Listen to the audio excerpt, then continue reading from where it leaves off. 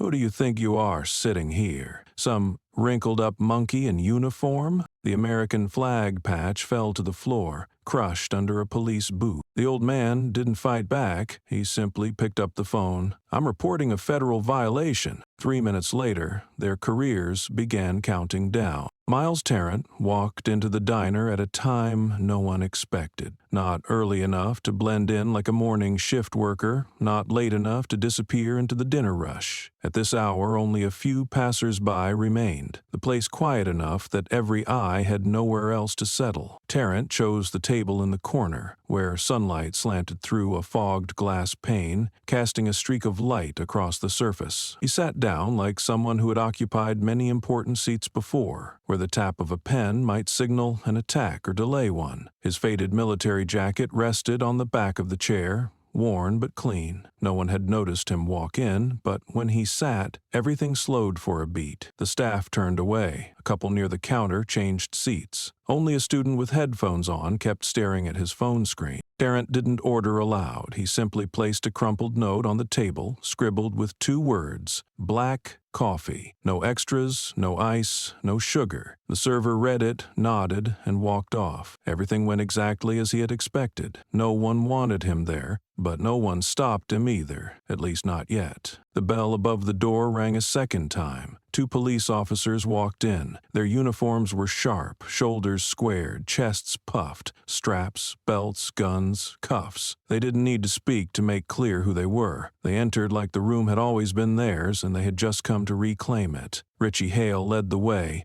His face wore a grin like he was mocking someone in his head. Doyle Beck followed, eyes scanning the tables as if selecting a target. But there wasn't much to look for. Only one man sat alone. No smile, no bowed head, no glance away. He didn't need a shout to be identified as the one who didn't belong in their eyes. They stopped at Tarrant's table. Richie didn't ask. He pulled out a chair and sat across from him, leaned back, eyes moving from the American flag patch on the sleeve to the frayed edge of the chest pocket. He said, like giving an order, "This place isn't for drifters." His voice wasn't loud, but enough for those nearby to hear. Doyle stood behind, arms crossed. He didn't smile, but didn't hold back either. He played the role of backup, the kind whose silence still pressed down on others. Tarrant looked at Richie, his eyes steady and unflinching. "I ordered unpaid," he said, voice low and even, like repeating a procedure. Richie gave a short laugh. "Paid with what? Food stamps?" Doyle cleared his throat as if holding back a laugh. The server glanced toward the back, then turned away. Tarrant didn't reply. He only lowered his gaze to pick up the spoon and gently tapped it against the rim of his coffee cup. His hand didn't tremble. A nearby customer looked up, seemed about to say something, then stayed quiet. No one here knew him, but people could tell when someone wasn't afraid, and that calm, in a room charged with posturing, was what unsettled those trying to assert power. Richie leaned forward, both hands on the edge of the table. "I'll ask you again. Who are you? Do you have an ID? Hiding from something?" Doyle stepped closer, right hand resting on his cuff strap. His other hand hung loose, but his shoulders tensed. Tarrant stared straight into Richie's eyes. Not threatening, not retreating,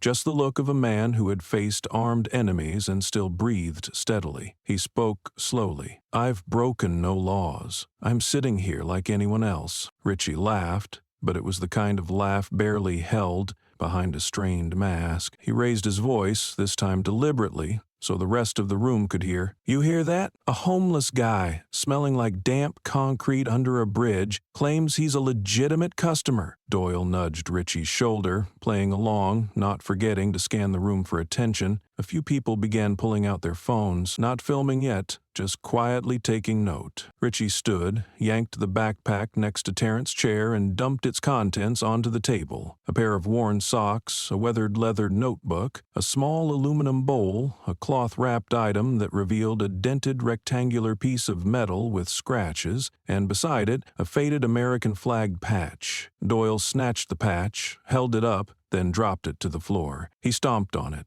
grinding his heel like extinguishing a cigarette. Richie watched and burst into laughter. "I thought that was a bottle opener." Doyle nodded. "Or a prison keychain. They didn't need anyone else's laugh. They were performing for themselves. Tarrant didn't react. He picked up the patch, wiped it with the edge of his shirt, folded it carefully, and placed it in his inner pocket. His hand remained steady. His eyes gave away nothing. But it was that exact look that made Richie suddenly lower his voice. He leaned in, close to Tarrant's ear. "Next time, you won't be in a diner. You'll be on the floor, wrists tight, blood in your mouth. Who do you think you are to challenge law enforcement?" Tarrant turned his head, voice calm and even. "Thing is, I trained the people who'll investigate you for saying that." Doyle took a step back. Richie held his expression, but the red crept up his neck. That was the moment everything froze for a second. Then Tarrant reached into his inner pocket, unlocked his phone, and pressed a button. Richie growled, "Who are you calling?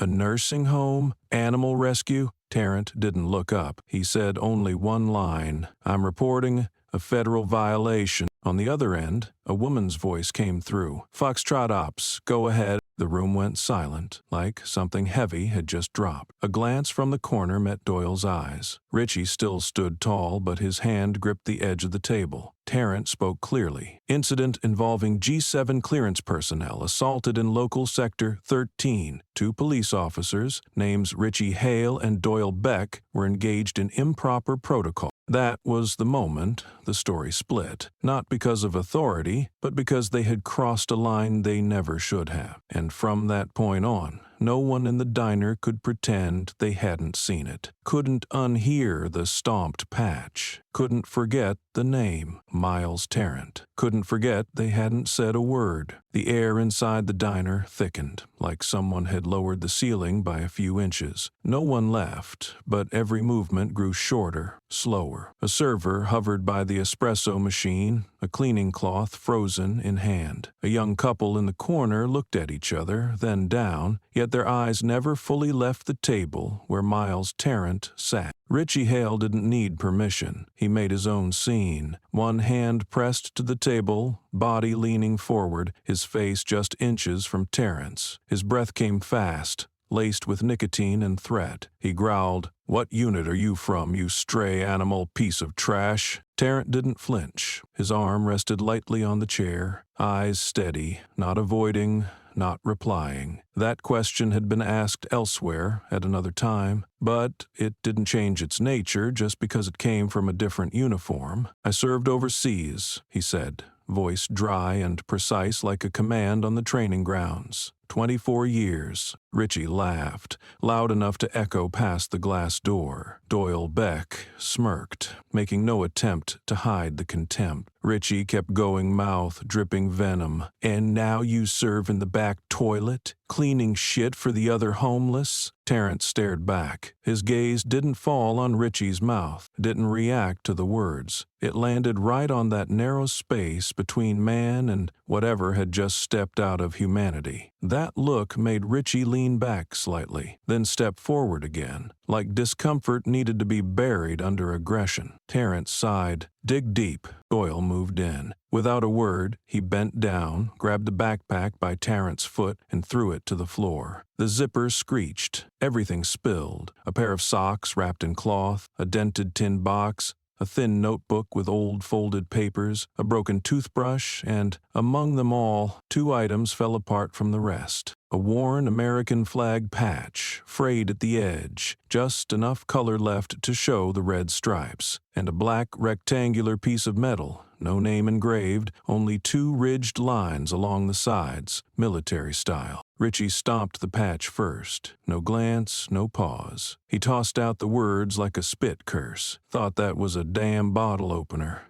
Tarrant bent down. He didn't pick it up, he only looked at the boots pressing down on a piece of fabric once handed to him by teammates at a final deployment briefing. "What you're stepping on," he said, voice dropping, cold like weather turning, "is a counterintelligence officer's insignia." Doyle froze. A silence too sharp for words hung in the air. Richie pulled his foot back on instinct, like his soul had brushed a blade. "Counterintelligence?" Richie repeated, unsure if it was mockery or self-defense. The battlefield I stood on had no signs, Tarrant continued. Our names didn't appear in reports, but every time a group got wrongly detained, every time someone vanished from a map for security reasons, people like me wrote the paperwork. Doyle crouched and picked up the black metal tag. He turned it over, searching for text. No name, no number, just a single sunken line. Restricted, level 4,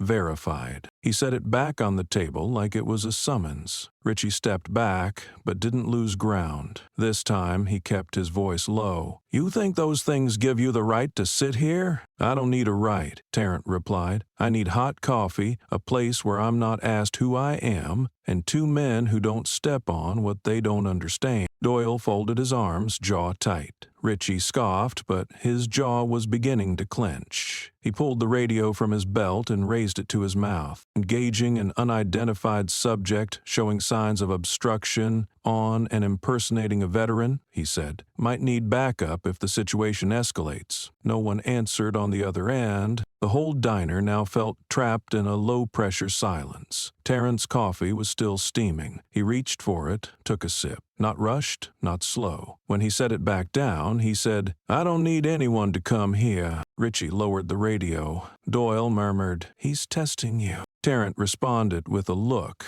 not a question, not a plea. It was the kind of look you give when a final report is written, and all that's left is for someone else to read it. I could cuff you right here, Richie said, for resisting, for threatening, for not cooperating. Tarrant nodded. Try. Just one word, but it was the first crack in both officers' confidence. Doyle looked around. A customer held up a phone, pointed in their direction, unclear if calling or filming. A server stood frozen by the counter, pale. The air carried something unnamed, a mixture of fear, confusion, and something on the verge of ignition. Tarrant bent down, picked up the patch, wiped it with his sleeve, then placed it in his chest pocket. The gesture wasn't sentimental. It was practical. He knew he might need it again, not for mercy, but to avoid being misunderstood one more time. And when he sat upright, the light from the window hit his face square on. Nothing had changed, except for the first time, neither Richie nor Doyle said a word for nearly 10 seconds. A silent space hung there, as it belonged to someone who had just crossed a line, and also to someone who, for a very long time, never needed to step forward, because others knew when to step back. The air in the diner had reached the point where no one could pretend indifference anymore. The clink of spoon against cup had gone silent long ago. Movement slowed like someone had turned the tempo of time down a few notches. Tarrant's last words still hung between the boots that had stomped on a flag patch and the man who hadn't moved. Doyle Beck laughed, a dry, cornered sound from someone who'd just been pushed back and now turned to filth as his weapon. He glanced at Richie, then bent down to pick up the piece of metal he'd knocked off the table. His fingers turned it over, searching its edges like feeling for weakness. No new scratches, no broken corners. That thing had survived longer than the history of the 2 men standing over it. Counterintelligence, huh?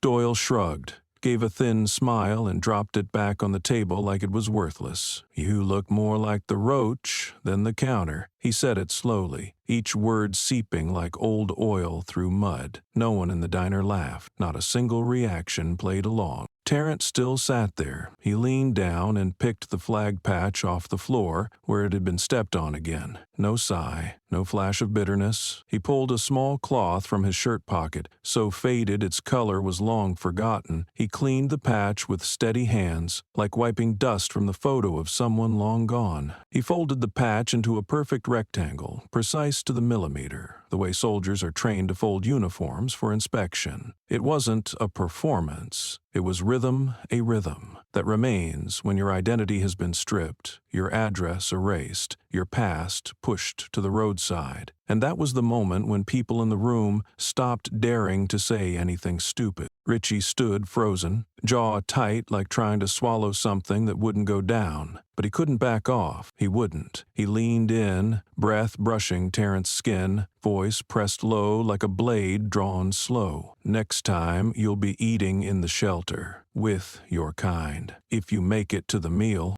That wasn't a threat, it was a sentence, the kind issued by a system without gavels. He didn't yell, but every syllable hissed through his teeth, like violence waiting for permission to wear a badge. Tarrant looked up. He didn't flinch or brush it off. He stared straight into that narrow space between a man's shrinking pupils and the last thing he hoped to crush with words. And he spoke, not loud. "Thing is, I train the people who will investigate you for saying that." No one in the diner fully grasped the depth of that line, but everyone felt something shift. An invisible limit just got severed. A frame of reference had flipped. Doyle pulled out his phone from his back pocket. He didn't make a call, just stared at the screen, as if waiting for a signal from somewhere else. Richie stepped half a pace back, careful not to show it. He glanced around the diner, starting to notice a few eyes fixed on him, eyes no longer looking away. Not because they knew who Tarrant was, but because they'd just realized he might have made a mistake no report tomorrow could wipe clean. The server behind the counter remained still, one hand holding a cup not yet poured, eyes unblinking. He had just witnessed a system built on a holstered weapon being overturned by a single sentence. And an old piece of cloth. Richie clenched his jaw. He needed to take back control. He pulled out a chair and sat across from Tarrant, their faces nearly touching. "You think a few years in the trenches gives you the right to sit on my level here?" Tarrant didn't answer. He just looked at the coffee in front of him, where the foam had nearly faded, leaving only a thin brown ring at the edge. He placed the folded patch beside it, like closing a finished journal. "I used to train the people who will read this conversation when it's transcribed into an investigation report," he said, "and they won't miss the words you just used." Doyle exhaled sharply. He was off rhythm. Richie tried to spark another flame. "If you were really counterintelligence, if you really served this country,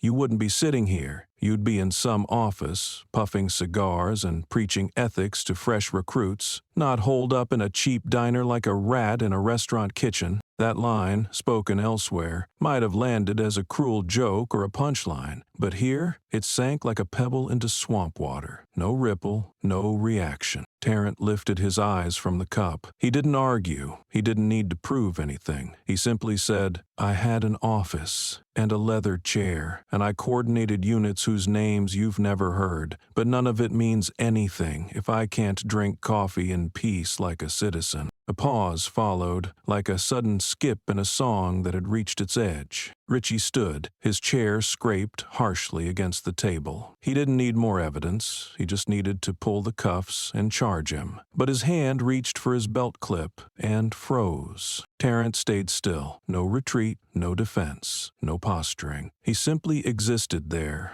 like a checkpoint no one had the right to cross. Not through authority, but through something that made men hesitate to face themselves before stepping forward, and that was why he wasn't cuffed. Doyle was still standing behind, but his gaze no longer carried the weight of an enforcer closing in. It held the look of someone who had just seen something he didn't yet have the words for. Something that made even those with weapons begin to feel unsteady when standing before someone who didn't need one. In a cheap diner, on a forgettable afternoon, a flag patch was wiped clean. A gaze held firm, and a single sentence forced an entire system to start preparing its justification for what it had just done, and was still doing. Miles Tarrant lifted his coffee cup one last time and took a small sip. The coffee was cold. He set it down and turned his head toward the window. Rain had begun to tap against the glass, each drop heavy like the sound of approaching footsteps. The diner still held the subtle noises, quiet sighs, the creak of wooden chairs, the soft clink of spoon against cup, like muffled words held back. But none of those sounds could hide the feeling rising in everyone who had been watching. This was no longer under the control of the two officers. Tarrant reached into his inner coat pocket and pulled out his phone. Not fast, not forced, not with urgency. The screen lit up, showing a contact list with only one entry, Foxtrot HQ. The name sat alone in the box, bold, with no profile image.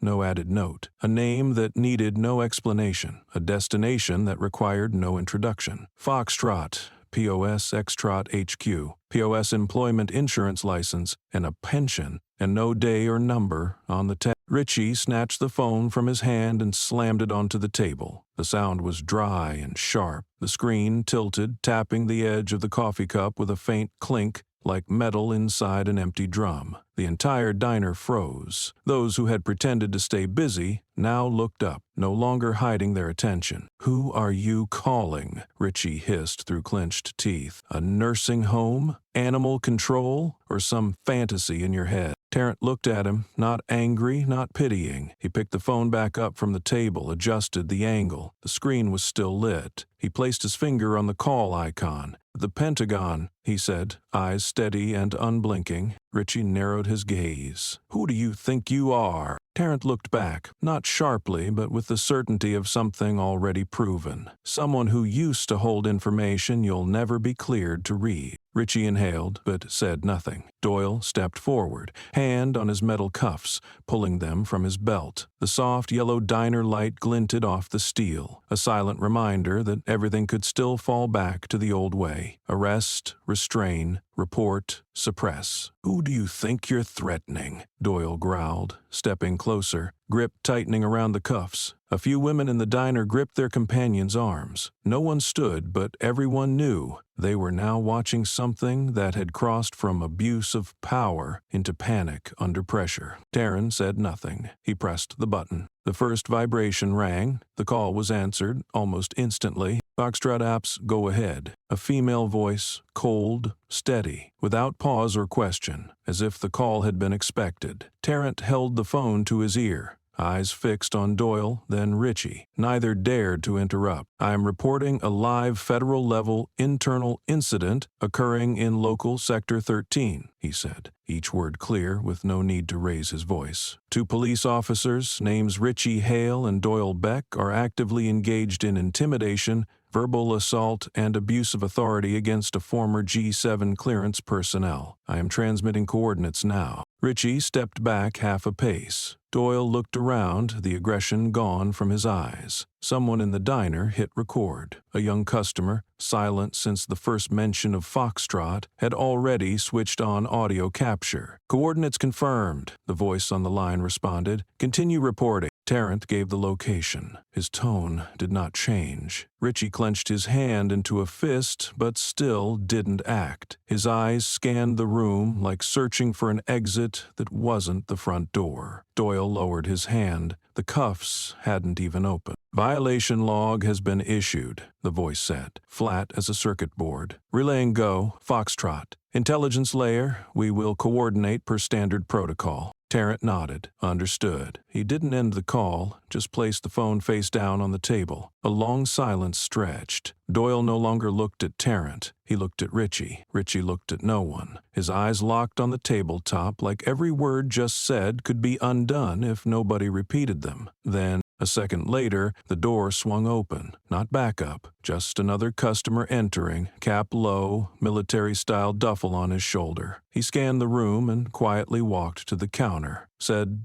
nothing, but his presence hit everyone in the room with the instinctive tension that came with the sound of boots on concrete. Tarrant didn't move. He turned to the server, who still stood frozen. "I still haven't had a hot coffee," he said. "If the old pot's still good, I'll wait one more minute." The server seemed to wake up. He nodded and walked toward the machine. Richie opened his mouth, then shut it. Doyle slid the cuffs back into their pouch. They hadn't been trained for this. No one taught them what to do when a call not to the local station turned the power they were used to into a liability. The whole diner turned quiet, like a closed courtroom. Tarrant rested his arms on the table, eyes on the fogged window. That look wasn't defiant anymore. It was just the gaze of someone used to watching others collapse under their own arrogance. Moments later, the phone buzzed. A message appeared. "Response recorded. The local police department is being contacted. Do not leave. Verification en route." Tarrant picked it up,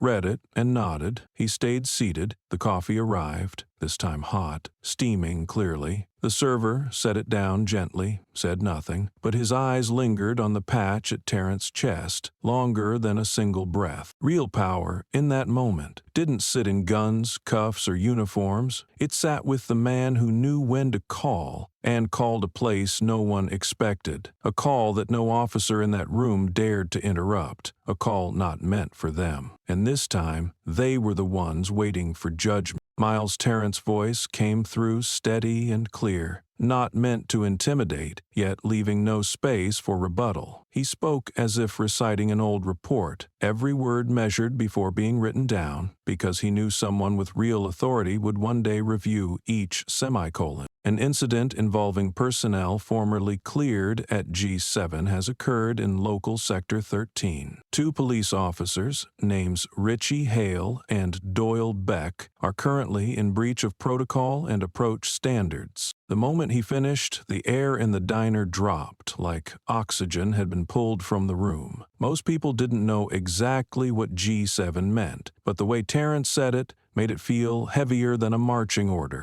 Doyle raised an eyebrow, then broke into a laugh. It was forced, pitched too high to be natural, too hollow to carry real smugness. He mocked back in a drawl. Retired vets always think they're still the center of the damn universe. He shrugged, turned to Richie for backup, but Richie didn't laugh. His eyes blinked rapidly. Not from dust, not from light. It was the reflex of someone who'd just heard a name that wasn't supposed to exist outside classified files. Terrence didn't speak again. He set the phone to speaker. Everyone in the diner could hear the voice from the other end. Brief and unwavering. Coordinates confirmed. Proceed with standard response protocol. Federal-level internal conduct alert has been logged. Neither officer had ever heard the phrase standard response protocol spoken by Foxtrot. They were trained to manage crowds, detain non-compliant individuals, and maintain control. But no one had taught them what to do when their names were read aloud by someone they had just tried to throw out of a diner, and the call was processed by Foxtrot as a priority incident. Richie stepped back half a step,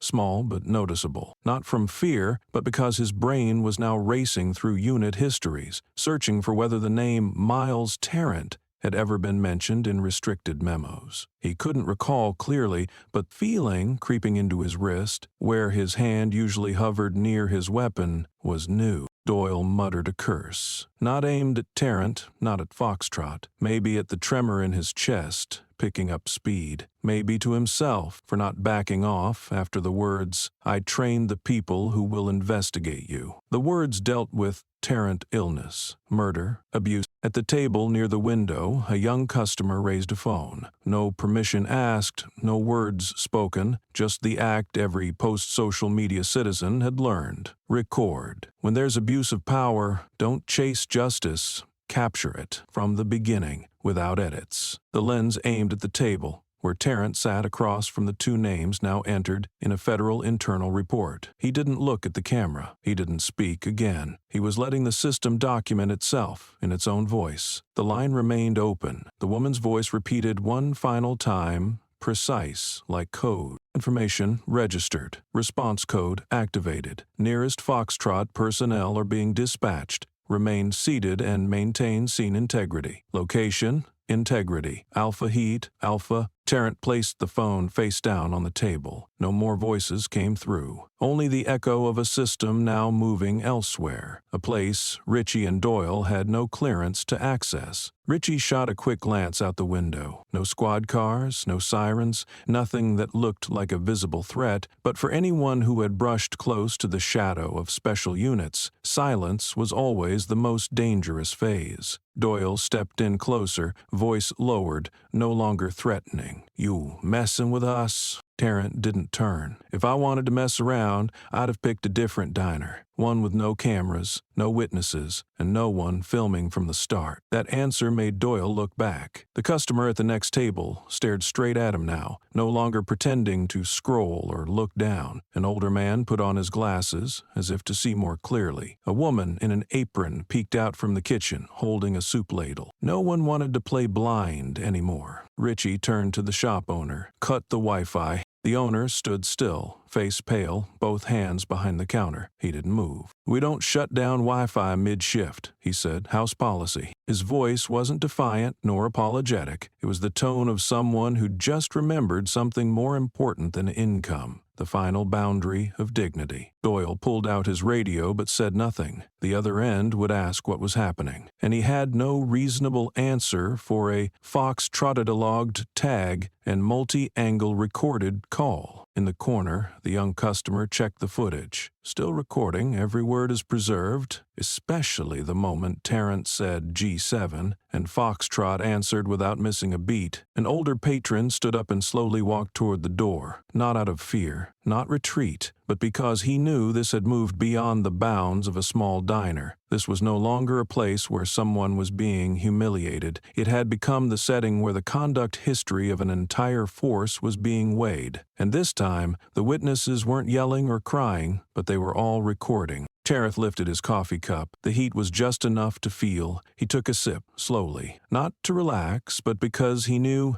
in a few minutes, no one would remember the soup in the pot or the flavor of the ice cream in the freezer. They would only remember Foxtrot's confirmation and the names of two men who once believed they had the right to force a former officer from his seat by stepping on the American flag. The doorbell chimed softly as one customer left the diner. No one turned. The remaining patrons sat still, as if standing would mean missing something about to enter the town's history. What started as an ordinary encounter, a homeless man, two town officers, a cup of coffee, had now taken on the shape of an incident. At the corner table, where the overhead light reflected off a phone screen that had just gone dark, a young woman lowered her device and unplugged her earbuds. She rewound the video she had recorded, dragging the slider back a few seconds. She turned up the volume, brought the headphones close, and the line played again. "I train the people who will investigate you for saying that." Terrence's voice came through the slim phone speaker, deep and firm, needing no music bed to silence the listener. She sat up straight, didn't blink, no edits needed. The raw clip, slightly shaky, shot handheld, was still clear enough to show the shifting expressions on both officers' faces. She added no filters, no soundtrack, no captions layered in, just one short title. Town police insult former counterintelligence officer. One phone call equals careers gone. The video was uploaded at 3:07 p.m. She hit the post without expecting much, but in under 7 minutes, the first alert popped up. 10,000 views. She blinked. Terrence's line had already been quoted in the first comment, pinned with an American flag emoji. By 3:49 p.m., the view count jumped to 38,000. Shares kept climbing. An anonymous user reposted it with a caption, "If you think he's weak for sitting alone, Foxtrot's on the way." The first hashtag appeared, Pentagon Pat, just 2 words. No one knew who coined it first, but it spread instantly like an internal code, needing no explanation. Users began changing profile photos to a faded old patch. Some applied filters to make the American flag patch look dirt-stained, like it had been trampled and picked up again. In an apartment over 900 miles away, a middle-aged man in an old T-shirt, drinking beer in front of a TV, paused. He'd just seen the clip reposted on a veteran forum. He rewound it 3 times. When Terrence said that line, the man's hand froze on the can. He stared into those eyes. No doubt, below the video, he left a comment. "I served with him. He's the reason my whole unit made it out in 2006. The comment was pinned instantly. No one argued.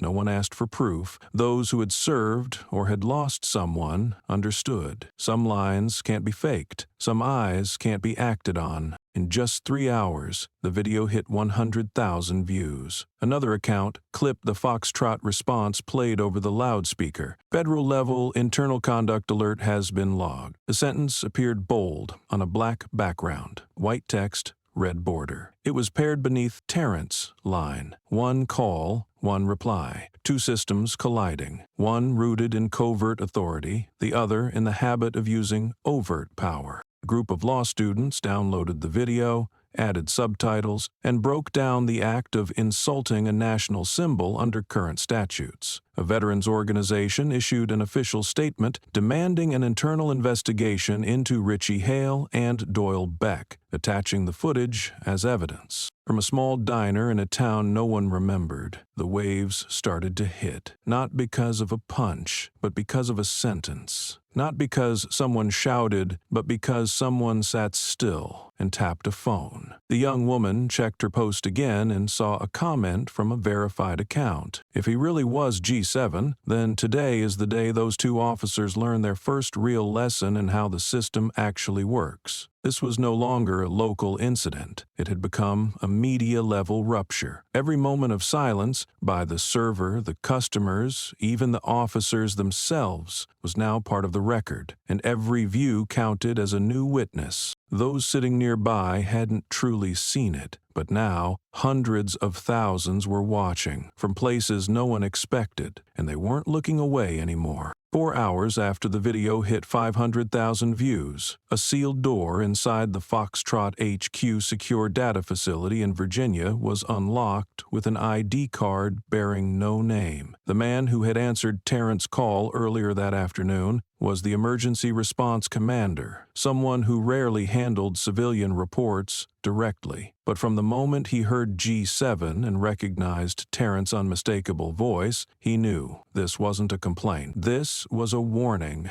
A set of command lines was entered into the internal system. A 3-second delay, then the authentication code appeared. The line lit up. Clearance, G7. Verified. Miles J. Tarrant. Operational validity, formerly active. Below that, a summary file. Each line is a clipped entry, no commentary, no attachments. Syria, Joint Ops Task Force, years 2009 to 2013. Interagency Commander, G7 Clearance, Intercontinental Counterintelligence Coordination Team. Withdrawn from system, 2018, voluntary. Currently inactive, retains limited federal access clearance. End of bio, link, close. The emergency commander read it twice. Then he typed 3 dispatch commands to the Department of Justice. First, log the federal-level internal response status. Second, suspend operational authority of 2 local personnel, Richie Hale and Doyle Beck, across statewide jurisdiction. Third, trigger archive recall protocol to determine whether any previous reports involving this subject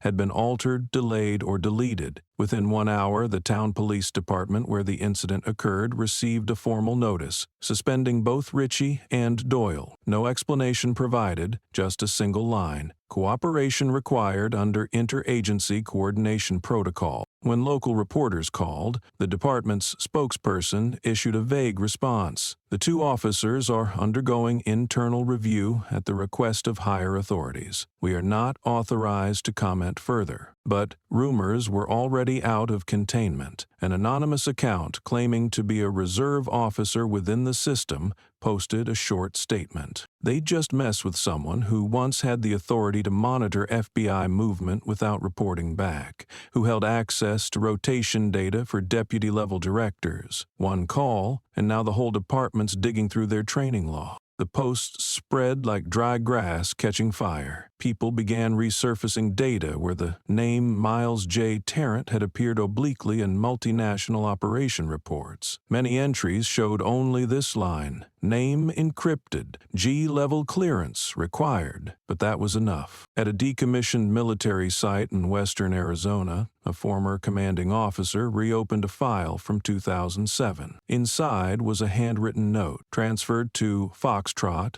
Post, Guam 13 operation, due to potential interagency intelligence mesh capability. That note had once been redacted. It was now restored for cross-reference. In private forums for retired counterintelligence officers, the name Tarrant began resurfacing. One wrote, "I used to think he disappeared after turning down that promotion." Another replied, "He didn't disappear, he just chose not to stay in a room where people believed power was the only thing worth preserving." In a closed-door session within the Federal Internal Affairs Division, a senior officer replayed the diner video. After hearing Richie call Tarrant a begging stray, He stayed silent for a long time. At the end of the briefing, he sighed and told his aide maybe the only thing he did wrong was not wearing the uniform when he walked in. It wasn't sarcasm. It was an acknowledgement that some uniforms are only respected when worn, not because of the person inside, but because society lacks the depth to recognize their value once removed. But Taryn didn't need a uniform. He wore no medals, no badge. He simply sat, ordered coffee, and when necessary, he spoke. And every word he spoke, the entire system now had to revisit. How long had it been since they last listened to someone like him? And from here on, it wasn't just 2 officers being suspended. It was an entire structure now forced to examine something seemingly small. Who's sitting in the diner they assumed was only for those with credentials?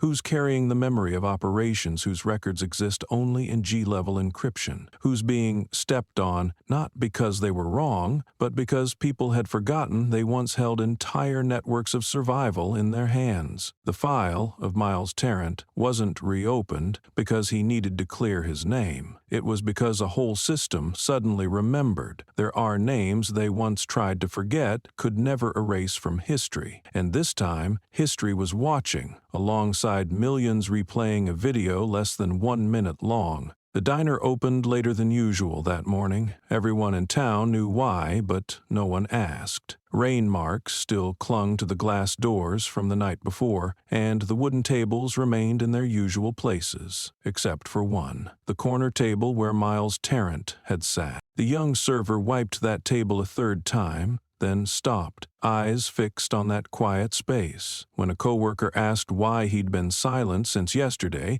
he whispered, "I stood there, I heard everything, but I didn't do anything. I was scared." The coworker nodded, no blame, no excuse, just quietly lifted the coffee pot and poured more for a customer who had just walked in. A moment later, the young server added, as if explaining something no one had demanded, he only ordered coffee. Behind the counter, the owner sat at his computer, playing the security camera footage. The overhead angle was blurry, but it showed every movement Taryn made. He sat still, folding the patch in his hands.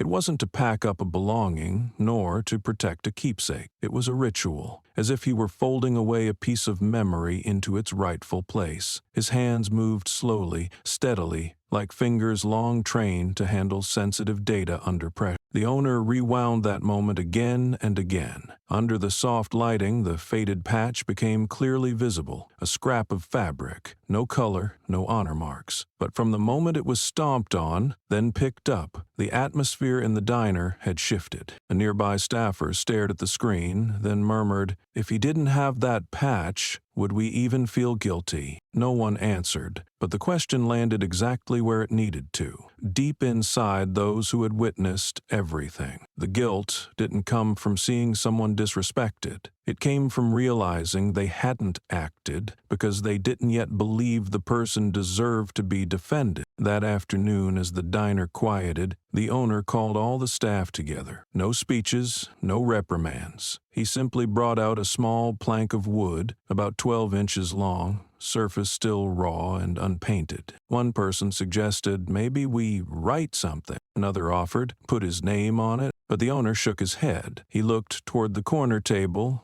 then wrote a single line on the board. "This seat belongs to someone who never raised his voice, but made the world listen. No edits, no name, no rank, no title. Because if anyone asked who was he, the answer should come from what they saw themselves." The board was mounted on the wall behind the old chair. No flash, no gold plate, just a piece of wood, one sentence, and a space permanently reserved for the man who once sat there. From that day forward, no customer dared sit at that table. No one forbade it. There was no sign, no barrier, but the way people walked in, glanced at it, and quietly chose another seat felt like a shared, unwritten ritual. And the strangest thing, the regulars who used to chat and joke loudly near that spot began lowering their voices whenever they passed it. Not because anyone told them to, but because Terrence's gaze, the one that once made an entire system change its tone, was still there. even though he had long since gone. A faded patch, a sentence spoken at the right time, a man who never needed to shout to be heard. And now, a seat not reserved for anyone, but seen by everyone. The order was triggered at 3:17 IEM with no secondary password, no cross-approval code. On Foxtrot's gray-black system screen appeared a string of symbols, long dormant since the last emergency response operation concluded in 2019, appeared. Clearance request by Foxtrot Alpha/approved auto-link. This code was reserved strictly for emergencies involving direct abuse of power against personnel formally connected to Central Defense Systems. The command automatically synced with the image surveillance network, pulling real-time data with no option to pause or edit. Foxtrot's Voice Analysis Center decoded the audio from the body cam worn by Richie Hale. The sound was stripped of interference, recalibrated by vocal frequency and acoustic environment. The phrase emerged with 100% verification,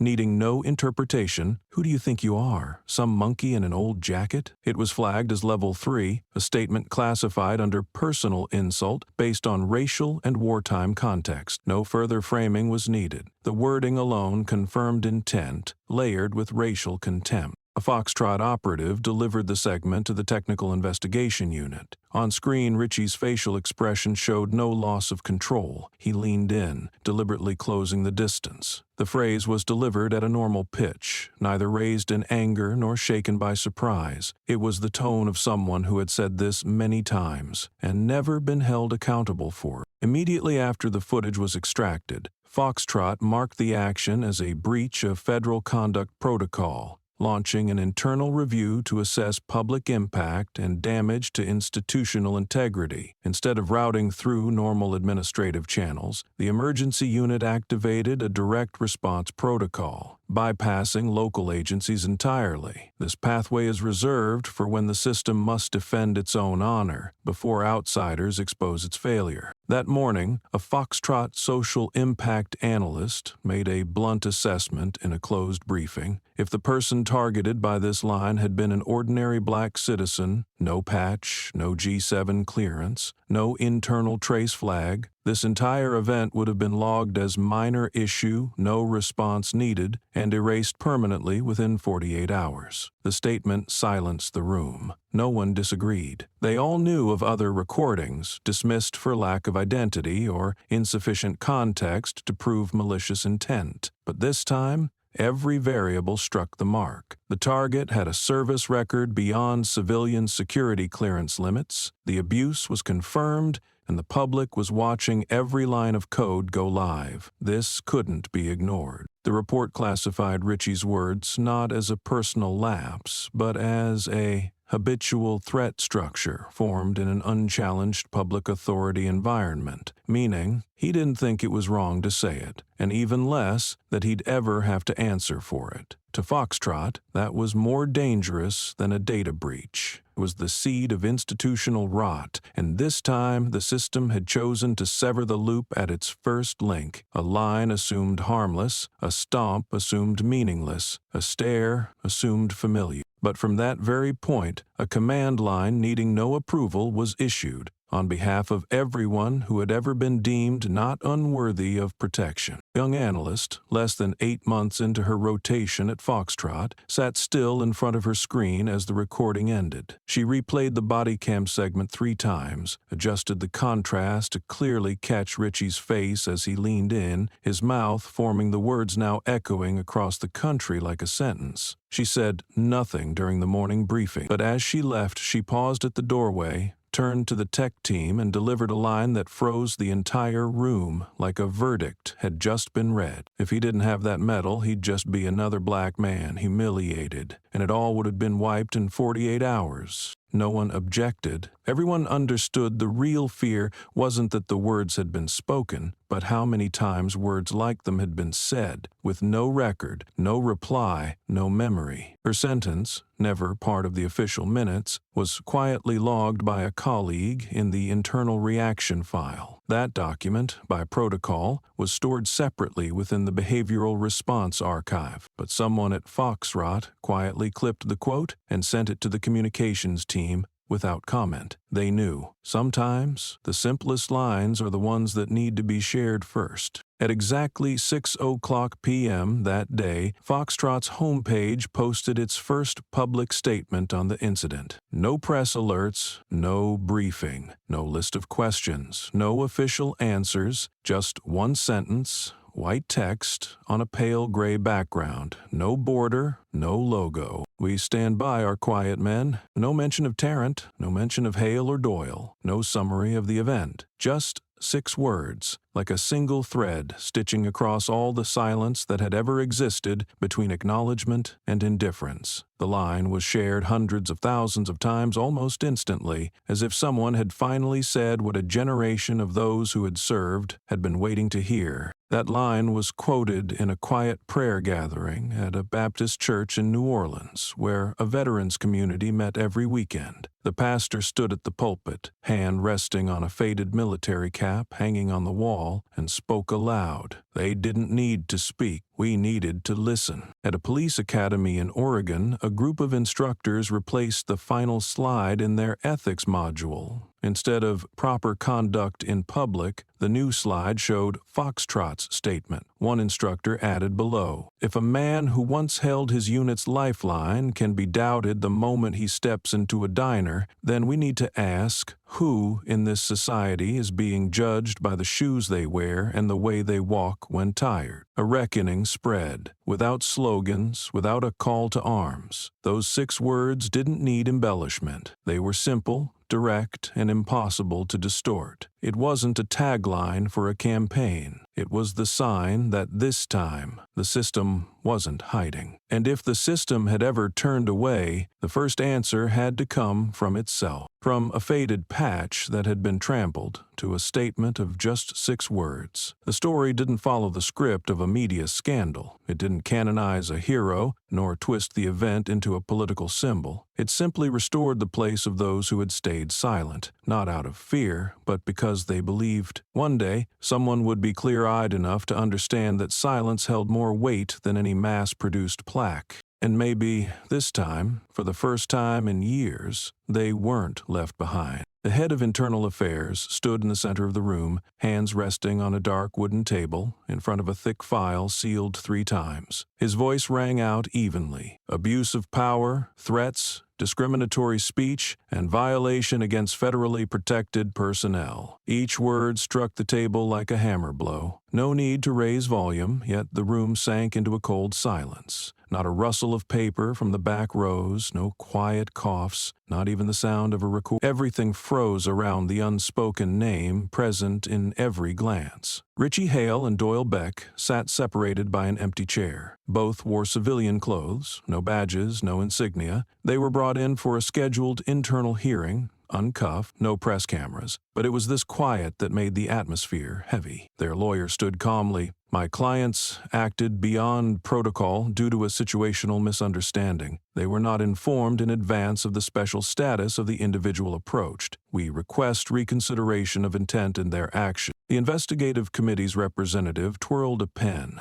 eyes locked on Doyle. Under the table, he had replayed the recording 3 times. There was no hesitation in tone, no signs of doubt. The phrase, "Who do you think you are? Some monkey in an old jacket?"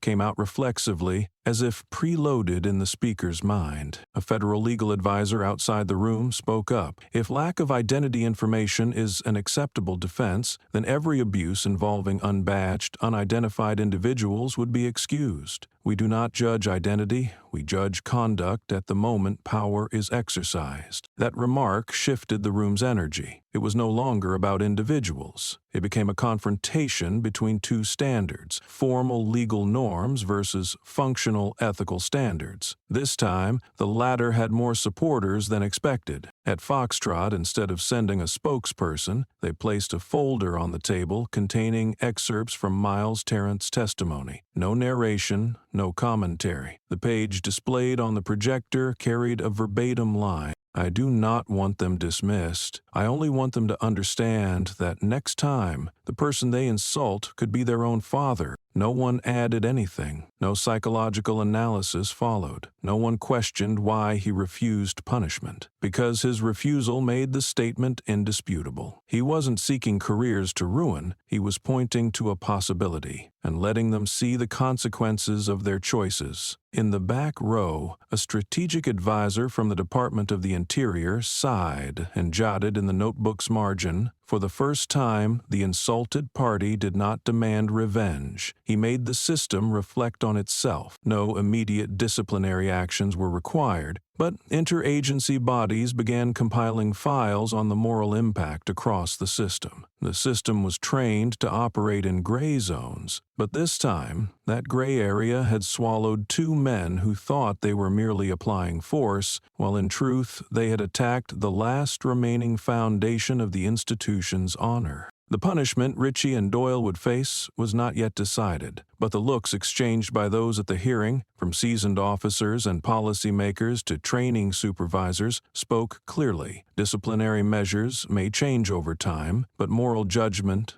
does not. This time, the very disdain they once thought harmless became the clearest, undeniable proof of a mindset that had rotted the trust generations of officers had painstakingly built. A wrong look might go unpunished, but it was enough to force an entire system to rethink how it viewed the world, and that was a cost no petition could excuse. Taryn's voice echoed in the recording, unaltered in tone or volume, with no added effects. It was as raw as how he sat in the diner that day, facing two officers wielding words like weapons, choosing not to fight volume but clarity. "I do not want them dismissed. I only want them to understand that next time, the person they insult may be their own father." The statement was preserved verbatim, unedited, and sent directly from Foxtrot to the Federal Investigative Committee as an irrevocable reference. Within less than 40 minutes after the hearing details were public, that line appeared on every major social media platform.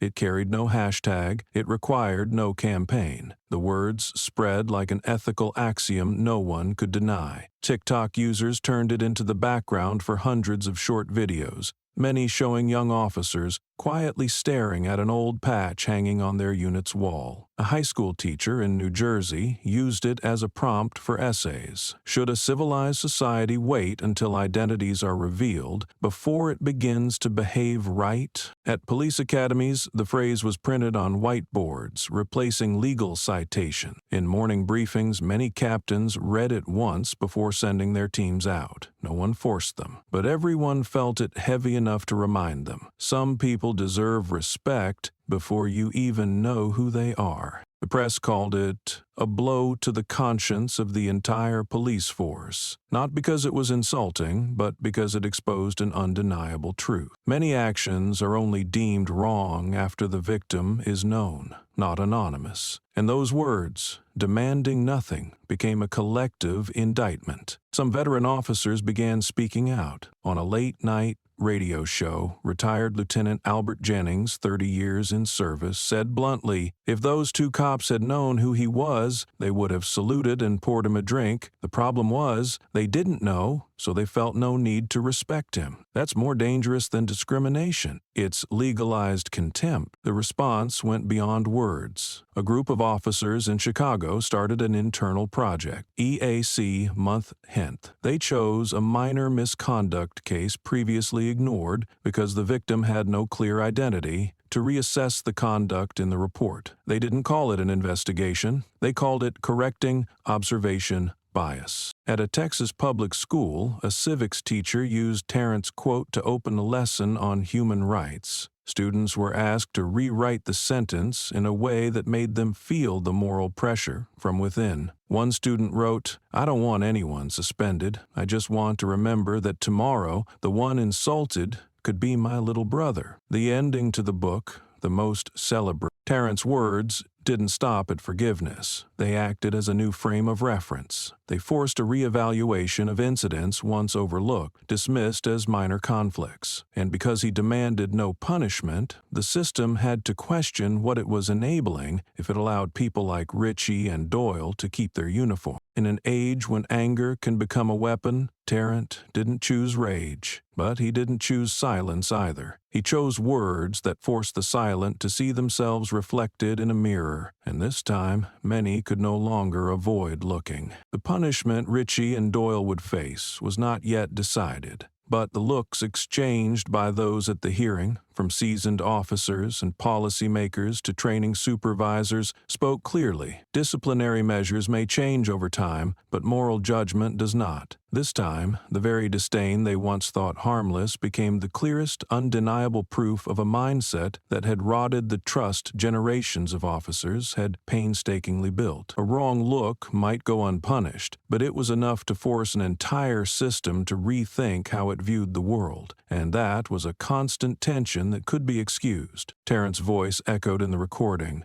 unaltered in tone or volume, with no added effects. It was as raw as how he sat in the diner that day, facing two officers wielding words like weapons, choosing not to fight volume but clarity. I do not want them dismissed. I only want them to understand that next time the person they insult may be their own father. The statement was preserved verbatim, unedited, and sent directly from Foxtrot to the Federal Investigative Committee as an irrevocable reference. Within less than 40 minutes after the hearing details were public, that line appeared on every major social media platform. It carried no hashtag, it required no campaign. The word spread like an ethical axiom no one could deny. TikTok users turned it into the background for hundreds of short videos, many showing young officers quietly staring at an old patch hanging on their unit's wall. A high school teacher in New Jersey used it as a prompt for essays. Should a civilized society wait until identities are revealed before it begins to behave right? At police academies, the phrase was printed on whiteboards, replacing legal citations. In morning briefings, many captains read it once before sending their teams out. No one forced them, but everyone felt it heavy enough to remind them some people deserve respect before you even know who they are. The press called it a blow to the conscience of the entire police force, not because it was insulting, but because it exposed an undeniable truth. Many actions are only deemed wrong after the victim is known, not anonymous. And those words, demanding nothing, became a collective indictment. Some veteran officers began speaking out. On a late-night radio show, retired Lieutenant Albert Jennings, 30 years in service, said bluntly, "If those two cops had known who he was, they would have saluted and poured him a drink. The problem was, they didn't know, so they felt no need to respect him. That's more dangerous than discrimination. It's legalized contempt." The response went beyond words. A group of officers in Chicago started an internal project each month. They chose a minor misconduct case previously ignored because the victim had no clear identity to reassess the conduct in the report. They didn't call it an investigation. They called it correcting observation bias. At a Texas public school, a civics teacher used Terrence's quote to open a lesson on human rights. Students were asked to rewrite the sentence in a way that made them feel the moral pressure from within. One student wrote, "I don't want anyone suspended. I just want to remember that tomorrow the one insulted could be my little brother." Terrence's words didn't stop at forgiveness. They acted as a new frame of reference. They forced a reevaluation of incidents once overlooked, dismissed as minor conflicts. And because he demanded no punishment, the system had to question what it was enabling if it allowed people like Ritchie and Doyle to keep their uniform. In an age when anger can become a weapon, Terrence didn't choose rage. But he didn't choose silence either. He chose words that forced the silent to see themselves reflected in a mirror. And this time, many could no longer avoid looking. The soldier, appearing in a brief television interview, was a middle-aged man, standing straight, with closely cropped hair, wearing a white buttoned-up shirt. On his chest was a small pin bearing the emblem of the Tactical Joint Unit stationed in the Duhok area in 2006. When asked about Terrence, he didn't look into the camera but gazed to his right, as if recalling a distant place. "He went 6 days without sleep. We were trapped behind enemy lines, power flickering, all communications dead. If we lost signal, headquarters would assume we were wiped out. He sat there by the transmitter, holding the radio, eyes wide open all night. On the 6th day, we withdrew safely, not because anyone came to rescue us, but because they knew we were still alive. No further details were needed. No location, rank, or operation name. That story spread across social media with one caption: "When he kept the whole squad alive, no one asked where he slept when he came home." At the same time, a report released by the Local Policy Oversight Committee, based on data from 7 states, revealed a startling figure. At least 217 cases in 24 months where police evicted homeless people from public spaces without verifying identity. 68% of those were people of color. The report wasn't about Terrency, but was immediately influenced by it upon release. Analysts called it the Tarrant effect, when one individual makes a seemingly abstract statistic come alive. The numbers were no longer cold text. They were forced to confront reality, where someone who once kept an entire unit alive was seen as a vagrant simply because of a quiet demeanor and a faded jacket. In a subsequent hearing, a congressman asked police chiefs, if Mr. Tarrant hadn't worn that patch, would this case have escalated this far? The question was met with a silence so long that the moderator had to move on, not because no one answered, but because everyone knew a truthful answer would shatter the chain of defense arguments held until then. A senior officer from the National Security Force spoke briefly on CNN. Not everyone holds G7 clearance, but everyone deserves their identity verified before being kicked out of a diner. That's a basic principle a civilized society can't ignore under budget excuses. That statement opened a petition demanding verified access procedures across all forces. For the first time, the response came not from citizens, but from within the system itself. This led observers to see the Tarrant story not as a scandal, but as a turning point. At an industry conference in Minnesota, a group of young officers used Tarrant's story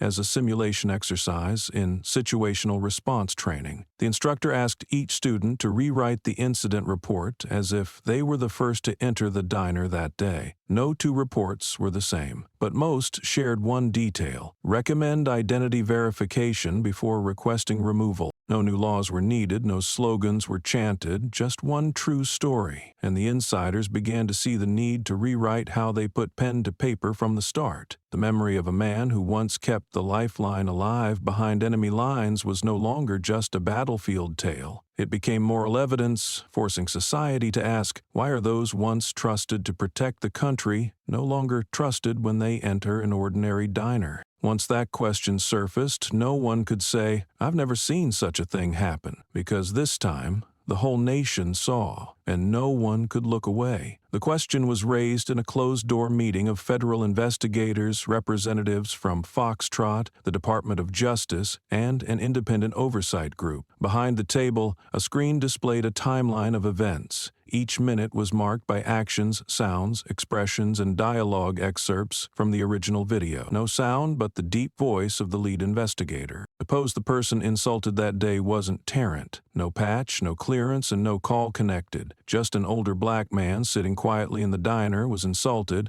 and threatened with arrest. What would be different? No one answered immediately. One looked down at a file, another adjusted a chair, and a few exchanged glances as if the bare truth had appeared and no one wanted to be the first to confirm it. Some young investigators stopped typing. Their hands slowed on the keyboard. They had seen enough data, videos, and excuses. But this time, the question wasn't in the documents. It lived in the silence so long that even the most experienced struggled to breathe. In the end, no answer was given. The meeting continued, and presentations went as scheduled. But when the final summary ended, the chief investigator asked each attendee to write a personal reflection on the case for the internal review report. Most chose not to analyze further. They simply copied the question verbatim into their closing remarks. No one omitted it, no one shortened it. Every evaluation, from Foxtrot to the Department of Justice, ended with the line, if the person insulted that day wasn't Tarrant but an anonymous black man, what would be different? That question later became a subheading in the comprehensive report sent to the Government Accountability Office. not because it was approved by leadership, but because no one wanted to remove it during review. No one wanted to erase a question too true to ignore. An independent journalist was granted permission to quote the question in a social policy analysis column. The article garnered over 5 million reads in 36 hours, without clickbait headlines or illustrations, just the bolded line centered on the page: if the person insulted that day wasn't Tarrant, but an anonymous black man, what would be different? At a political science class at Howard University, a professor asked students to open their essays with that very question. Many began with, "I'm not sure, but if I had to guess, I fear the only difference is no one remembers what happened that day." At Foxtrot headquarters, the personnel coordinator decided to write the question on the whiteboard in the main conference room, right under the map of critical response zones. No explanation is needed. It stood there as a silent symbol that this time the system had heard its own doubt. No further evidence, no new witnesses. This question became a special kind of proof, not to accuse but to shine a light on behavior. What makes one person worthy of consideration while another is forgotten? And if the answer lies in a patch, a badge, an identity hidden behind an old rank, what does society build its respect upon? For many years before, law enforcement had thousands of misconduct reports, hundreds of lawsuits, and dozens of reform campaigns, but never had a simple question made people feel they could no longer justify their actions. That question did not convict anyone. It only made everyone look at themselves. And this time they wrote it into the record, not to answer, but to remember that from now on, no one would be allowed to forget. A special national news broadcast opened with unedited footage. No background music, no narration, no slow-motion edits, just everything the diner's cameras had recorded. Richie stepped toward the table, eyes mocking, his shoe stomping on the patch fallen on the floor. Doyle stood nearby, grabbed the faded backpack and turned it upside down, letting Terrence's belongings spill onto the floor like trash. The man seated between those two insults did not look up. His hand reached into his coat pocket, pulled out an old phone, the pale blue screen reflecting the ceiling light, then pressed the call button. His eyes didn't blink. His hand didn't shake. The host appeared after the footage, offering no summary or guest introductions. He simply held up a thin sheet and read one line from the now declassified Foxtrot file. Tarrant never accepted a medal. He refused because he believed honors are for the fallen, not the survivor. No commentary was needed. No charts were analyzed. That line touched on what society had been struggling to find throughout this story, a silence difficult to define between dignity and surrender. But by refusing a medal, it was clear he wasn't avoiding, he was protecting the meaning of what had survived because of others. That same night, the phrase was quoted in major newspapers, not in a quotes section or as a slogan, just a simple black line on white. Honors are for the fallen, not the survivors. No capitalization, no underlines, no exclamation marks. Veterans groups began speaking not with calls to action, but by sharing untold personal moments. A man in San Diego posted on social media his own 1999 letter declining an award, captioned, "I understand, Tarrant, and I've never regretted it." A woman who served in Middle Eastern logistics shared a photo of a heavily burned hand from evacuating a supply depot, captioned, "I'm alive." That means I don't need proof of anything. That quiet consensus sparked a new wave, not as loud as the initial outcry, but deeper. It wasn't anger at racism or abuse of power anymore. It was the sense that a man who quietly protected great things had been harassed by those who thought power was the right to insult. And this time, no one needed to shout to prove he deserved defense. His actions were enough.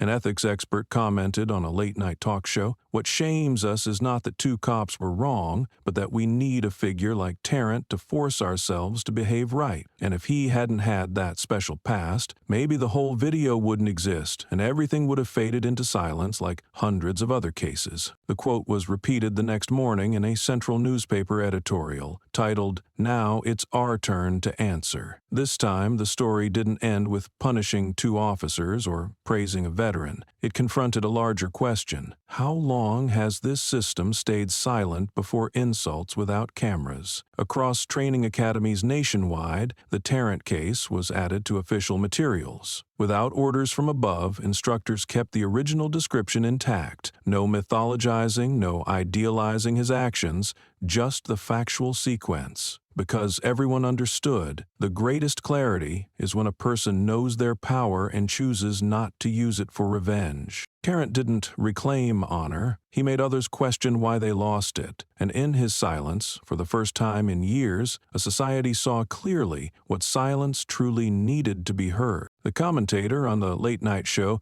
didn't read reports, cite experts, or offer statistics. He looked straight into the camera and said one sentence as if it had been brewing inside him for years. We have let the system behave as if stains were just old history. But this time, that stain knows how to call the center of power. The words cut through the steady rhythm of the news, neither loud nor harsh, yet marking a clear divide between news and awakening. That clip was extracted and shared across social media at an unprecedented pace. Unedited, no soundtrack, just a middle-aged man in a gray suit, graying hair, eyes fixed and speaking clearly. Over 1 million views in 12 hours. Over 30,000 comments, mostly from those who served in the field or once believed silence was necessary to keep order. Another network reported that within 2 days of airing, they received over 700 handwritten and email letters nationwide. Most carried a tone quieter than anger, not dissatisfaction with the system, but an acknowledgement that it had been too long since anyone asked where right should begin. One letter was read aloud on air, the host's voice slow as if reading a confession. I'm a cop, 20 years in the force. I've been through 100 times more tense situations than that coffee table. But this is the first time I've felt shame, not because those two were wrong, but because I realized I might have acted just like them if nothing had stopped me. The letter was unsigned, no workplace noted, only 2 words at the end, still learning. Many copied those words and printed them on stickers and shirts, and it became a new mantra in police training centers in several states. Naturally, it spread like a silent slogan, admitting you're not yet trustworthy, so you must listen more before acting. The Tarrant story, once thought of as a single event, became an ethical test, not because of extraordinary actions, but because he chose not to resist, not to demand recognition, not to make any calls for justice. But that quiet refusal made society unable to ignore it. On a weekend TV show, a young female officer with only 3 years on the force was asked, if you were the one who approached Mr. Tarrant that day, what would have made you stop? She paused before answering, I think it was the eyes. He wasn't pleading, he wasn't challenging, he just looked like he'd seen it all hundreds of times and quietly endured. And that made me think, do I want to be one of the people he walked past? It was that look, not the patch or his past, that made the whole event a mirror for the system to face. And what it reflected was not the personal fault of 2 officers, but a collective gap where many stopped, saw, then moved on, thinking they were not responsible. This time, when the insulted called the center of power, what he demanded was not personal justice, but a chance for the system to correct a habit, and that change can no longer be ignored. Because if what's right continues to be overlooked, no one can blame silence but themselves. A federal meeting was held quietly on the 6th floor of the East Wing of the House, where regional representatives from across the states were convened as advisors on special access policies for homeless veterans. The meeting had no media, no flags or slogans, just chairs arranged in a circle and thick files of cases mishandled in the past. The chair opened with a brief statement, needing no defense. We are here not because of an individual. We are here because a blind spot has been exposed. From Tarrant's case, the concept of the homeless veteran began to be recognized as a special identity within law enforcement's access protocols. Many localities proposed regulations requiring police, when encountering homeless individuals, especially older ones,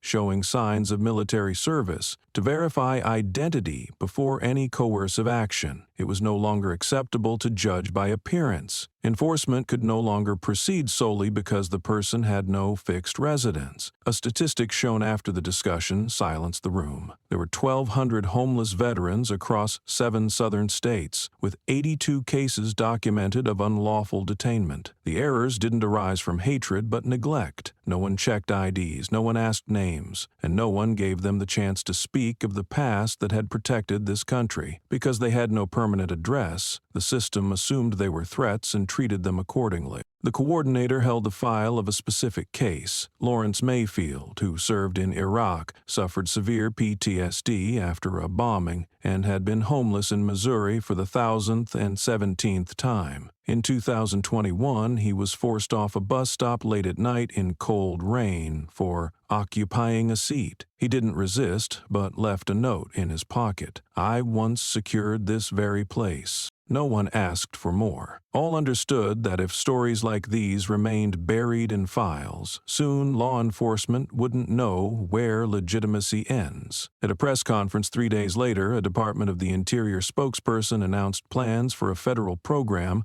on veteran identity verification, integrating military data into local police response systems to allow frontline officers quick checks without relying on appearance or housing status. Following that announcement, many police academies updated their training materials. No extra hours were added. Instead, trainees were asked to do one simple thing before any simulation: ask the person's name and one more question: have you served before? That simple question, if asked sooner, might have slowed the breakdown in that diner. Now restored, not as a legal duty, but because someone who never needed to call for protection through his actions made the entire system realize that it's time for us to make the call. To call back memory, to call back honor, to call back responsibility lost amid rushed patrols, and this time when the call comes not from the victim, but from a system once silent, it must be heard.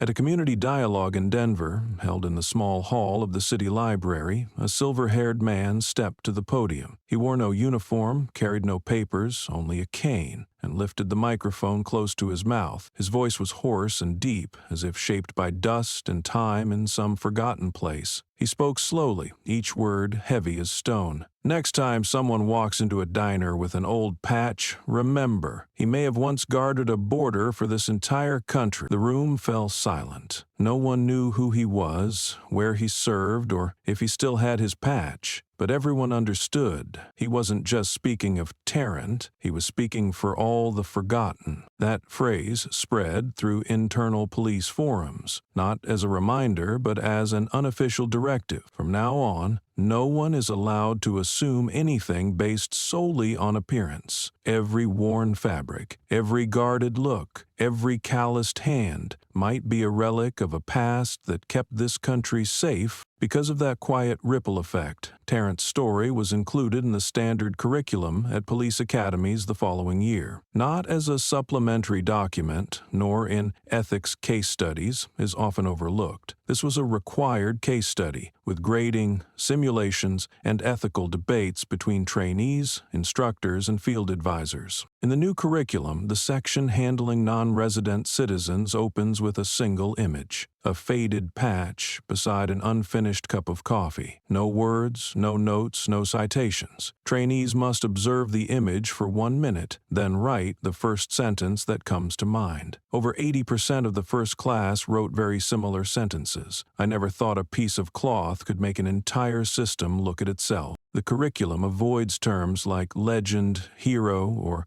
role model. Tarrant is simply identified as a former service member currently homeless. All ethical lessons revolve around one principle: no one should be judged by appearances, and anyone sitting silently before you might have lived a life beyond your imagination. Academies added reflective exercises. Write a hypothetical scenario where you handle a situation like Tarrant's without knowing his identity. What would you do differently to avoid repeating the mistake? Many wrote they would ask the person's name, set down their coffee, and step back instead of forward. One wrote, I would ask the first question in the tone I'd use speaking to my father. not because he is my father, but because I want to keep the habit of speaking to strangers as I would want others to speak to my family. No case study has ever been adopted so rapidly and universally. Instructors call it a living lesson. They don't teach that Tarrant was right. They point out that his refusal to respond was the wake-up call a system needed. At a national training conference, the coordinator said a line now printed and displayed in centers nationwide. Tarrant didn't teach anyone how to fight back. He made the entire force relearn how to see a human being. And that, truly, is the legacy he left. Not in military records, not on the faded patch, but in training sessions where people pause, look into the eyes of another, and ask, "Have you ever guarded this country?" If that question endures long enough, no one will be called homeless before they are asked where they once belonged. The small park beside the southern train station was renovated after a 6-week community campaign. On the once neglected lawn, new benches were installed. Quiet, gray, plain, no patterns, no signs. One bench, tucked under the oldest maple tree in the park, bore a single inscription: "He stayed silent until silence became injustice." No date, no name. But to anyone who followed the story, it was clear who it honored without needing a reminder. Many asked why the inscription didn't include a specific name. The creator gave no direct answer, only one principle. When we leave something everyone recognizes without a name, then the name lies in the action. That phrase became an unofficial symbol of silent dialogue. Ethics classes began including it, not as a motto, but as a reflection exercise. A person chooses silence when insulted and speaks only to protect what no one sees. Write about that silence. Students at Central Public Schools were guided to group activities. Visit the bench, take photos, and then write short letters to the local police department. Many asked their parents before going. One afternoon, a group of elementary students in dark blue uniforms placed flowers under the bench. They held simple white chrysanthemums wrapped in newspaper. One boy asked the adult with them, "Was he really a spy?" The woman answered without hesitation, "He was someone who did what was right when no one else did." No one denied or confirmed the official identity, yet the community called that bench the bench of the one who held the city's line, needing no medals, no badges, just a look enough to halt the whole system. Years later, the bench remained in place, untouched by vandalism or graffiti. People came not out of curiosity, but as a silent promise that there would be moments when they must stand still, not out of fear, but waiting for the right time to speak. And then they would remember someone who stood firm, neither retreating nor fighting back, simply reminding others that every insult can become evidence if we have the patience to preserve it at the right moment. Among the other benches, that one stood out, not by form, but by the stillness around it. No one jockeyed for pictures. No one hung signs. People sat, read the inscription, and left quietly. An independent journalist once wrote, "This bench isn't for resting. It's for those who pass by without stopping to think about what wasn't said and why." Tarrant's presence in public memory was never confirmed by awards, plaques, or statues, but every time someone spotted an old patch on a backpack or the calm eyes of a questioned man who didn't bow his head, the story resurfaced without needing retelling. No one dared look at a silent person as if they didn't exist, because someone once shook an entire system with just a glance and a call button. And since then, no one, no matter how old, dequiet, or marginalized, has been considered anonymous. The drawing first circulated at a small exhibition hosted by an elementary school, where students were asked to illustrate the most inspiring person of the year. Among portraits of presidents, doctors, and firefighters, a simple frame stood out: an elderly black man sitting quietly at a table, one hand holding a phone to his ear, the other resting on his chest. Against a gray background, a bold pencil-written phrase appeared: "One call, no fear." The artist was Malik, a 4th grader and son of an EMT. When asked why he chose to draw that man, Malik answered, "Because he did nothing but make everyone stop." The teacher recorded this without philosophical gloss or explanation. An 8-year-old saw what a whole system only recognized through a crisis: courage, doesn't need to shout. Sometimes it just knows when to pick up the phone. Initially, the drawing was posted in the school hallway. Then a parent photographed it and shared it on teacher forums, which spread to law enforcement training groups, professional programs, and public schools. The remarkable thing, the drawing bore no logos, no hashtags, no donation links, and no source citations. Everyone understood it was not meant to be commercialized. It was not propaganda, not a call to action. It was a reminder. At a middle school in Georgia, the drawing was printed large and posted in the common area. Beneath it was a small whiteboard for students to leave messages. One early note, written in red ink, read, "He didn't call out of fear. He called because someone has to do the right thing, and he knew it was his turn." No one disputed the drawing's symbolic power. No debates arose about artistic accuracy, because it's not a portrait but a collective memory, drawn through the eyes of a child who had never known war, rank, or security clearance. Because of that innocence, the view was purer and more precise than any news report. Schools in Seattle, Minneapolis, and Atlanta followed suit, hanging copies. No one took credit for printing. No one claimed copyright. A local newspaper noted, "This is one of the rare times an image becomes memory without any political ideal attached. It enters the mind not as a manifesto, but as an expression of decency." At a high school discussion with a former counterintelligence officer, the drawing sat on the table. A female student asked, "Who did he call?" The guest replied, "Sometimes we don't need to know who he called. We just need to know he dared to call," while others chose silence. The drawing became a silent reminder that courage need not come with power. It can come from someone who lost everything, status, home, sleep, but still kept one thing, knowing when silence is ethics and when silence is abandonment. With every school that hung it and every student who saw it walk into class, the story retold itself, not needing explanation, just presence. No one was forced to remember, but no one could forget, because when a child draws a man with the words, "One call, no fear," society must ask itself, who among us will dare to pick up when it's their turn?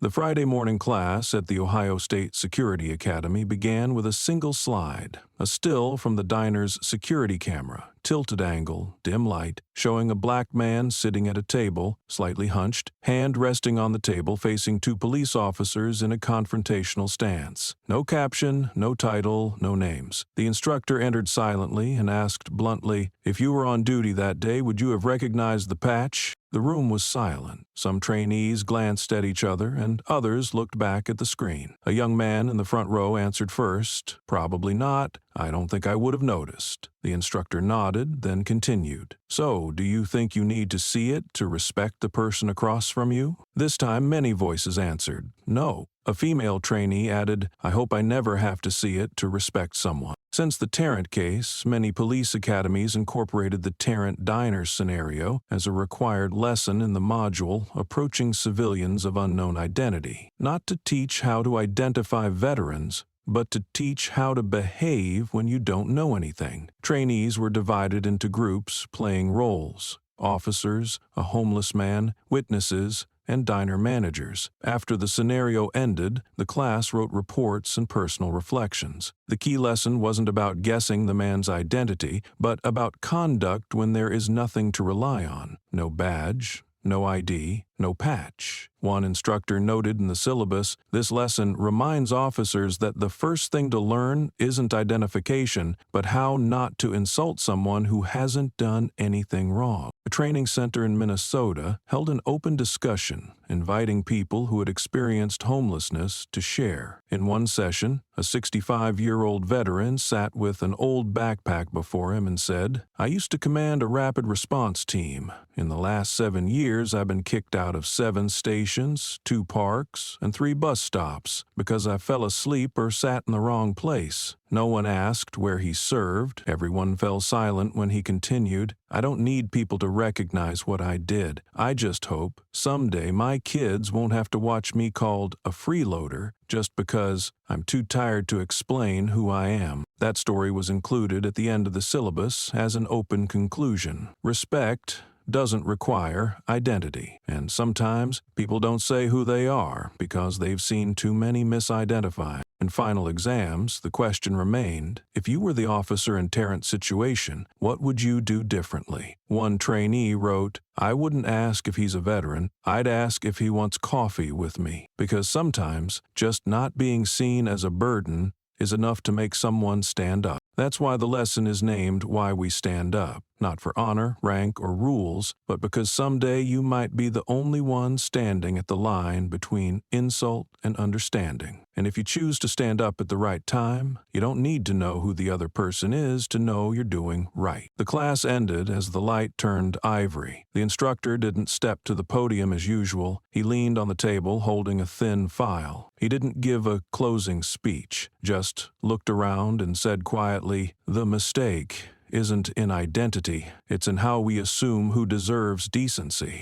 The entire class fell silent. The words carried no emphasis, no bold print, yet landed like the final sentence of an unchallenged verdict. One trainee furrowed his brow, perhaps struck by something never before considered. Another lowered his head, fingers tapping lightly on the table as if trying to repeat the sentence mentally to free it from his conscience. In the training system until then, every lesson came with a clear outcome, a scenario, a standard procedure, and a scoring rubric. But this time, when it came to the test, the instructor handed out blank sheets. No multiple-choice boxes, no name lines, and no scores. In the center, only one question. How would you handle it if he couldn't reach anyone? The question demanded no right answer. No sample responses were given afterward. The instructor said only, "Write from your conscience, not from the lesson. We will read everything, but no one will fail. This test doesn't grade work, it grades the person." Many sat quietly for minutes. Some began writing immediately, ink spreading fast over paper. Others wrote, tore up, and rewrote. A short-haired girl printed the first sentence. "I would sit down before saying anything." An older man, returning to study with a 10-year-old daughter at home, wrote, "I will remember my child's eyes if she sees me chasing someone away just because they're silent." The instructor collected each paper without reading aloud, nodding as he took them. The class ended quietly. No one rushed out. Many stood slowly, tidying belongings, as if not yet ready to leave that room, where for the first time they'd been taught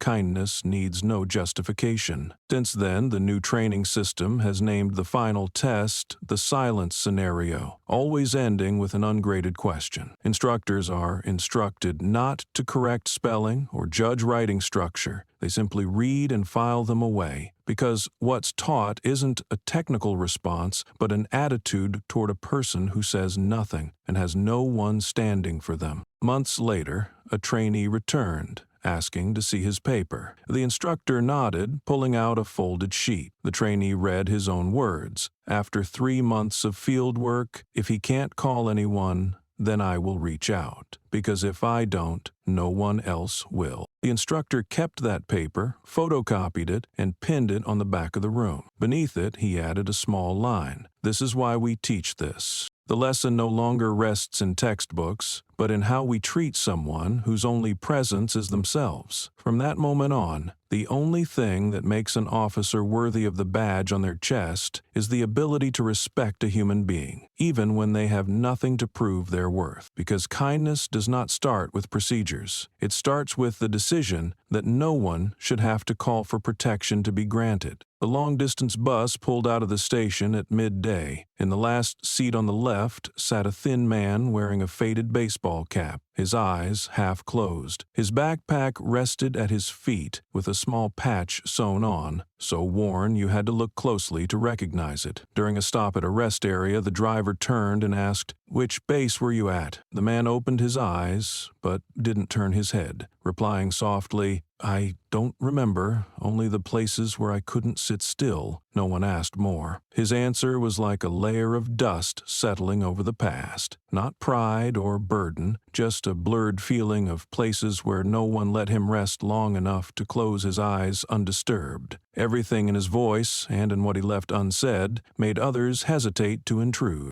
The bus passed through 2 towns before stopping again. A young passenger, seemingly a student with headphones and a stack of academic papers, boarded. Passing the man's seat, he paused for half a second, as if recognizing something. He stared at the man for a moment, then quietly asked, "Sir, are you the man in the One Call, No Fear picture?" The man opened his eyes and looked at the young man, and a slight crease appeared at the corner of his eye. He smiled, shook his head, and bent down to pick up his backpack. Without a word, he stood and got off at the next stop, not to avoid anyone, not out of shame, but perhaps because he knew from that moment on the story no longer belonged to him. It had slipped beyond the hands of its creator. It was now in the drawing on a classroom wall, on an unnamed park bench, in police academy curricula, and in the minds of people who never met him. They didn't need to know what he had done. They only knew there was someone who stayed silent when insulted and who picked up the phone, not to save himself, but to stop others from repeating the mistake. Tarrant, if anyone still remembered his name, did not keep it for himself. He didn't speak of the past, nor the events of that year, nor explain his time at Foxtrot or his clearance level. He just moved on, found a temporary seat,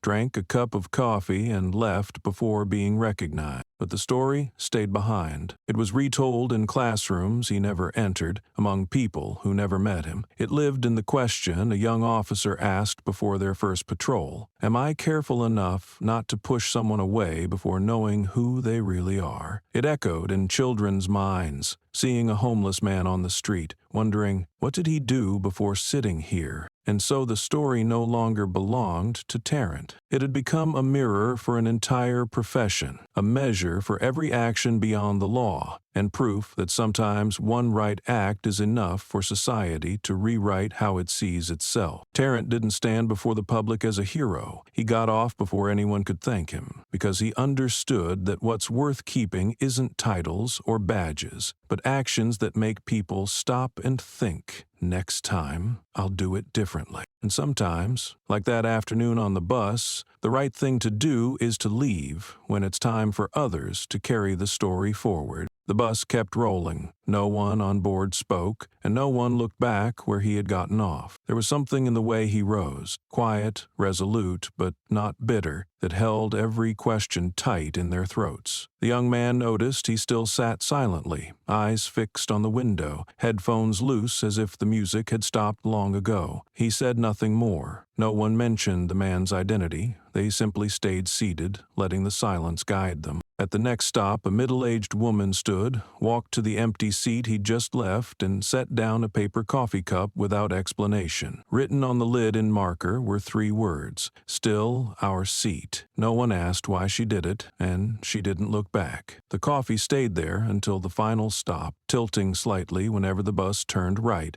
a dark ring growing around the cup's rim. No one touched it. Wasn't for drinking. It was the only way they could show respect when there was nothing left to say. No one on the bus called him a hero, not because they didn't think it, but because they understood that word needed no utterance. He never demanded it, nor acted as if he deserved it. In his story, the self-praise, no righteous speeches, and no spotlight on decisive moments. Just a man who knew right from wrong and stood on the right side, even when no one stood beside him. When news of that old photo spread years before, the press used phrases like the silent legend, the man who knocked on the Pentagon's door, and the man who changed the system with a single call. But those words were never confirmed by him. No interviews, no memoirs, and those who knew him never spoke for him, because they understood silence was not a mask, but the core of how he lived. Even the patch he once folded, the one trampled in that small diner, was never mentioned by him as proof. It wasn't a symbol, it was a crease, a memory kept, not for others' recognition, but for himself to remember. There are things not to repeat. Respect doesn't require touching a medal. It starts with a look, the choice not to harm another, even when no one stops you. And so no one on that bus dared call him a hero. They left behind a cup of coffee, not in memorial, but as a reminder that sometimes you don't need a title to be respected, just enough silence to make others silent. Not out of fear, but so they won't break what's just been preserved. That coffee cup, that seat, and his fading figure, all together formed a new image of courage. Not the one who raises their voice, but the one who knows when to put it down. Not to submit, but to make room for the next generation to know that sometimes the right thing doesn't need anyone's name remembered, only the deeds they left behind. The hearing that day took place in a barely attended chamber amid noisy defense budget sessions and pension debates. But when a young woman stepped up, hair tied back and a simple gray shirt, the room fell silent for a few seconds. Before her wasn't a powerful presentation, but a faded, laminated piece of paper. Under the light, the ink was still clear. My father stayed silent until he was kicked out of a diner before finishing his meal. She was the daughter of a veteran. Not a hero, no high rank, no record of valor. He'd been a mechanic in a logistics battalion, served 3 tours, and was discharged with insomnia and hearing damage. He never protested, never complained about nights spent sleeping roadside after being kicked out of bus stations. But one night, after being turned away from a diner because his clothes smelled of smoke, he called his daughter. He didn't blame anyone, only said, "Maybe next time. I won't go anywhere at all." That sentence sparked her to write, not a complaint letter, but a petition. She didn't ask for compensation or welfare funds. She just wanted Congress to pass a small law to protect equal access to public spaces for the homeless, especially those who served in the military. Not a privilege, just a thin legal shield so people could sit without being forced to move, at least until their meal was done. In her statement, she didn't name her father. She wrote, "I don't need you to remember who he was. I need you to remember there are hundreds like him being pushed out of places that should belong to everyone." Initially dismissed as romanticizing personal experience, the proposal quickly spread through community groups, independent veteran organizations, and local human rights groups. On television, she declined long interviews. The only thing she said was, "I don't want my child to have to write the same story about me someday. We don't need another call to be heard."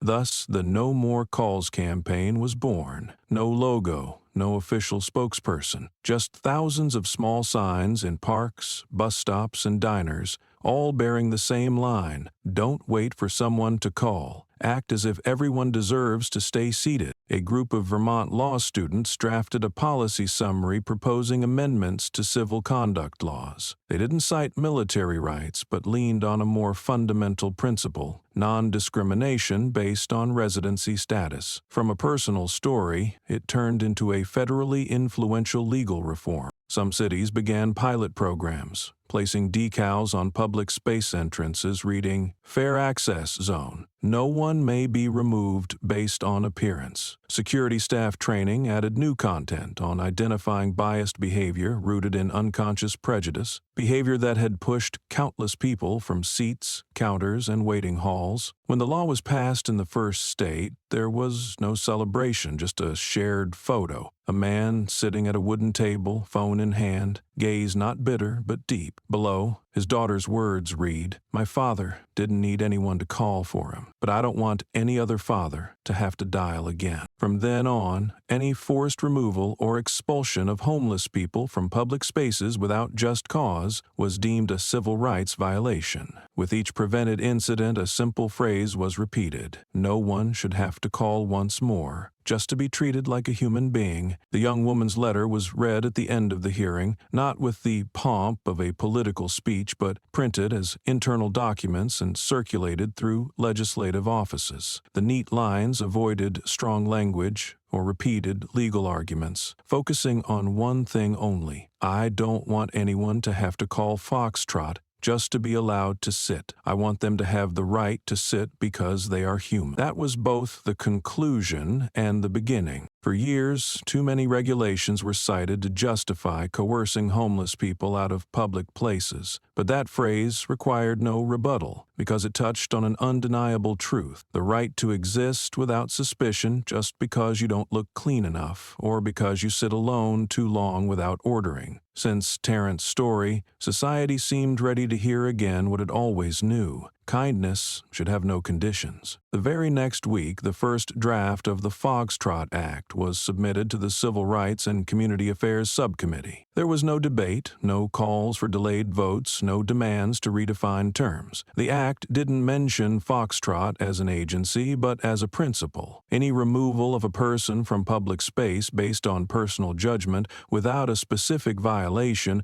would be a civil rights breach, particularly severe if the person removed was a military veteran. At the act's introduction, the only cited source was the young woman's letter to Congress. No data, no charts, just one sentence preserved as a pledge: I want them to have the right to sit because they are human. Legal experts called it the first federal law born not from death or mass tragedy, but from a moment when no one was physically harmed, yet everyone was shaken. Tarrant wasn't arrested, beaten, or killed, but the overlooked glance, the dismissed words, and the call that jolted the system were enough to prove that abuse of power doesn't have to spill blood to be named. When the Foxtrot Act reached lawmakers, many who had opposed similar proposals before suddenly became supporters. A Republican congressman from a famously conservative state told reporters, "This isn't a security issue, it's a human issue. If we need a military badge to treat someone right,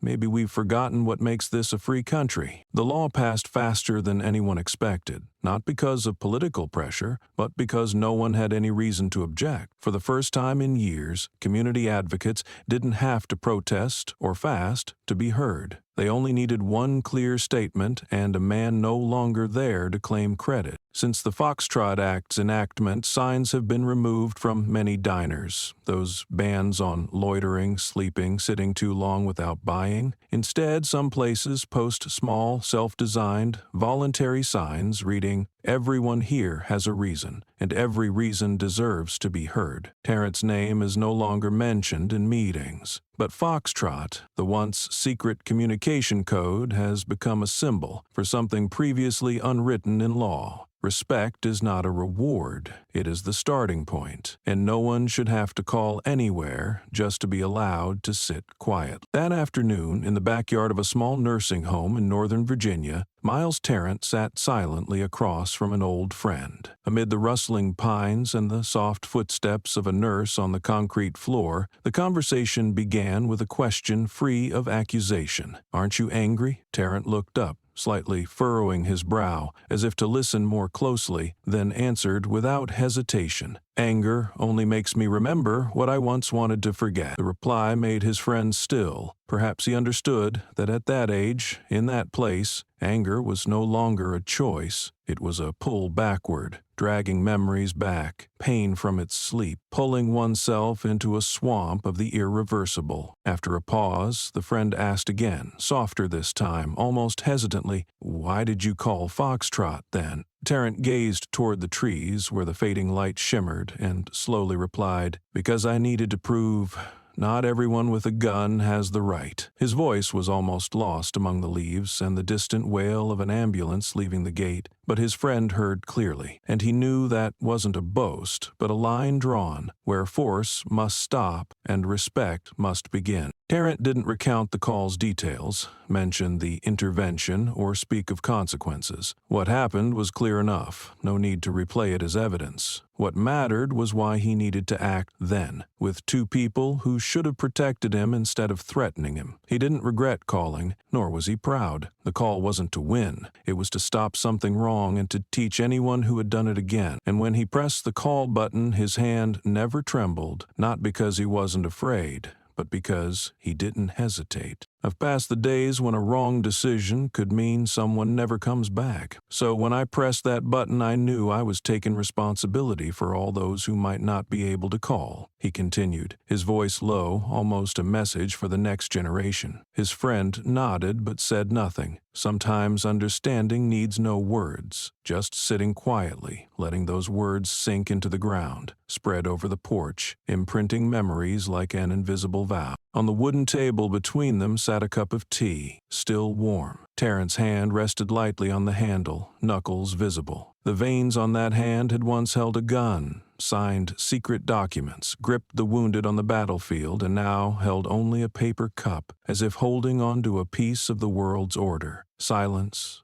unbroken, unshowy. As the last light left the porch, his shadow stretched over the chair, unmistakable, unyielding, not blending with anyone, not retreating, because that hand had never shaken, even when the other held a weapon, even when the look he received was only contempt. Only those who consciously face fear understand that steadiness doesn't come from strength, but from knowing when you cannot step back. And from that day on, whenever someone asked why he didn't resist, why he didn't get angry, he simply replied, "Because I don't need to prove anything. My hand never shook. That's enough." They shared a cup of tea as they had back when they wore uniforms. No clinking of cups, no toasts, just two men sitting quietly side by side in a silence that didn't need breaking. Tarrant took a small sip and set the cup down slowly, eyes fixed on the courtyard fading to white in the thin mist. He spoke softly, more as a reflection than a reply. "I don't need to win. I just need them not to win forever." His friend didn't ask more. Some words stand as a full conclusion. Tarrant never saw his act as a victory. To him, it was just a moment for those who thought they had eternal power to step back. A stop, a crack in the long chain of impositions called law enforcement. And that alone was enough for him to feel he'd done his part in the world. Outside the window, snow began to fall steadily. Not the first snowfall of the season, but thick enough to whiten the roof edges and heavy enough to bow the branches slightly. On the window frame, condensation formed faint streaks, like a past not yet wiped away. Tarrant looked out silently, as if checking something, not the weather, but the stillness within him, one that never rushed to react to injustice, but quietly gathered like snow, layer upon layer, until heavy enough to change the shape of a branch. The room held nothing notable: two old chairs, a simple tea table, and between them a piece of fabric folded neatly into a small square placed flush with the table's edge. It was his old patch, once stepped on in a small-town diner. No longer new or shiny, its edges frayed, darkened by time and the hand that held it, but the way it was set, precise, not tilted, made it the room's focal point, a silent reminder. Tarrant never told anyone the patch's origin. He didn't stick it on a backpack, didn't show it off, didn't frame it. He simply kept it, like a part of dignity that needed no declaration. On days like this, when the world outside was white and the room's silence almost whole, he'd place it before him, as if reviewing the boundary between what people call small and what truly carries weight. His friend looked at the patch, then at him, asking nothing more. They had shared too many wordless conversations. Tarrant resumed sipping his tea, eyes neither hostile nor proud. He sought no honor, no apology. What he needed was a place to sit quietly, and a sign that somewhere, someone still understood respect shouldn't require fierce reactions to be returned. Outside, snow covered the yard, erasing all traces, but on the table, the patch remained, an affirmation, not for others to see, but for the keeper to remember. And each time Tarrant looked at it, he didn't dwell on what happened. He only thought, if next time someone else walks into a diner and sits down like he did, will they need to make a call, or will sitting be enough? That was a question he didn't need to answer. His part was done. The rest, the world would find its own way to respond, with tea, with white snow, and with a folded patch set squarely between two men who knew well that kindness is never a privilege, and stopping at the right moment is a kind of victory. The ceremony had no speeches. No one stood at a microphone, no slides, no electronic boards listing achievements. The coffin was draped in plain gray cloth, with no flag, no medals, just a single plain fabric laid across the chest. Those attending wore everyday clothes and sat spaced by a seat apart, as if allowing silence room to spread. No guest list, no script to follow. and no one asked why he was honored this way because they knew. He never needed a ceremony. This was the only way to show respect. At an unexpected moment, while everyone bowed their heads waiting for the farewell music, someone slowly approached the coffin. Their hand trembled slightly, not from emotion, but likely from trying to keep steady breathing. They said nothing, shed no tears. From a coat pocket they took a small, thin, worn square, the patch, the piece of fabric once stepped on in that diner years ago, once dried with a napkin, once quietly rested on a table on a snowy afternoon. The patch was placed squarely in the center of the coffin lid, not a millimeter off. No signals were given, yet the whole room seemed to hold its breath. Every movement slowed, every sound softened. Some tilted their heads, some clenched their fists, and some closed their eyes. No one spoke, but all understood. The gesture was the clearest statement he ever voiced in life. I was here,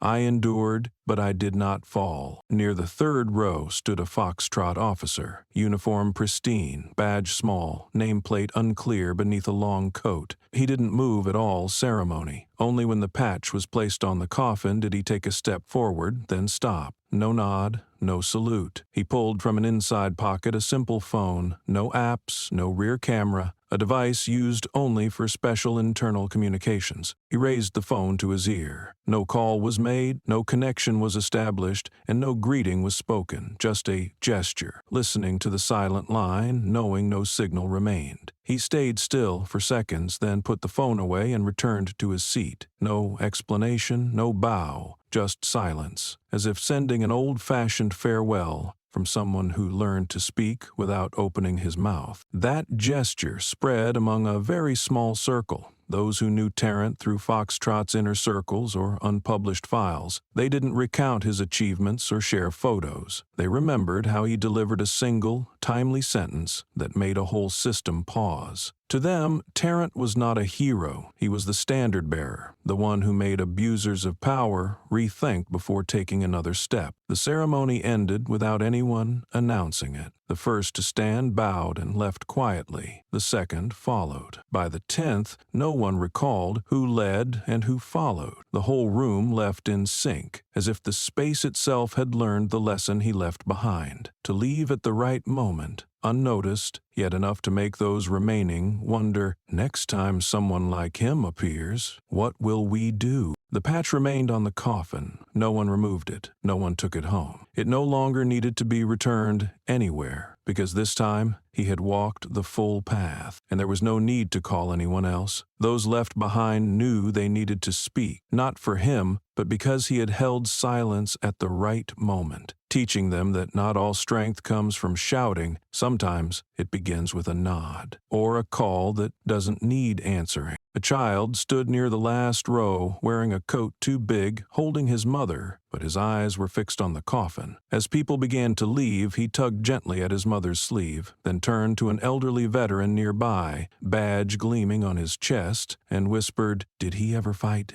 The veteran bent down, his voice low but steady, like someone who's told this story many times without losing respect. "No," he said. "He just sat still and made the whole system look at itself." The child fell silent. He didn't ask more, but his eyes brightened slightly, as if opening to a new idea of courage, one that needs no fists or gunfire, just knowing where the line can't be crossed. No national anthem was sung at the funeral. No voices rose, no choir, no full military band. But as the coffin lid was about to be closed, a young soldier stepped forward, carrying a dull silver trumpet with no insignia. He stood a few feet from the coffin, off-center, without waiting for a cue. He simply lifted the trumpet and began to play. The melody was thin as smoke, soft as mist, yet enough for everyone in the space to hear in their hearts. No backing rhythm, no harmony, just the trumpet alone, playing the simplest farewell tune. Not for honor, not for the country, but for a man who lived long enough to know that timely silence can change the rules, and patience can stop wrong. The sound was not grand or cinematic. It merely reached the level needed to remind people that sometimes you don't have to shout to be remembered. Each note was like a word he once kept silent, words he never needed to say because his actions said them all. When the last note faded, the soldier bowed his head, put away the trumpet, and quietly returned to his seat, not looking back. In his final moments, Tarrant carried no insignia, no title. The only thing he left was a folded piece of fabric in the memory of a man who sat still when everyone else should have stood up. He left no long resume, no will, no demands, yet that made his funeral unlike any other, not overly formal, but enough for each person there to feel they were saying goodbye to something fundamental, right, and irreplaceable. The child, on his way out, looked back once more, not at the patch, nor the trumpet player, but at the empty chair up front, where the man once sat on snowy afternoons. In that gaze, something was beginning to grow, the idea that sometimes those who don't fight can still change how justice is seen. Outside, snow continued to fall, but no one hurried. People left, one by one, quietly, without jostling or talking, as if even their footsteps needed to be silent enough to honor the one who had just left them. The trumpet's echo lingered in many minds, a small promise to themselves. If next time someone sits still and is doubted, we will not stay silent, because the man who was just laid to rest needed no defenders while alive, but he taught others how to speak up, even if they never held a weapon. The table in the corner of the town diner wasn't repainted, didn't move, and had no candles or white chrysanthemums. It was just the old wooden table by the window with fading daylight, where people still drank coffee and read the paper. After the incident, the owner didn't forbid anyone from sitting there, but no one stayed long. People would pass by, sometimes set down a drink, sometimes just stand silently for a moment before quietly leaving, as if something unspoken still lingered in that space, too fragile to disturb. Some came every day with different companions and reasons. Some placed the old patch on the table and left immediately. Others pulled up a chair, sat for a few minutes, drank half a cup, and then left neatly folded change. On some afternoons, an old man brought a child, pointed to the chair, and whispered something unclear. The child didn't ask questions, but bowed his head as if understanding that some things need no words. On the wooden wall behind, a small plaque hung. No name, no date, just a single line in white paint on rough wood. Don't ask who he was. Ask who you are when you see someone like him. Not a quote, no source attached. It was a reminder for anyone who passed by and wondered why a table could still make a room pause. The plaque didn't demand anyone remember or act differently, but those who read it hesitated. Most didn't walk away quite the same. No statues were raised for him. No medals were awarded posthumously. From the start, Tarrant never accepted any medals. His story didn't need gold pages or honor rolls. It lived as a quiet gesture, a moment forcing society, amid all its noise, to stop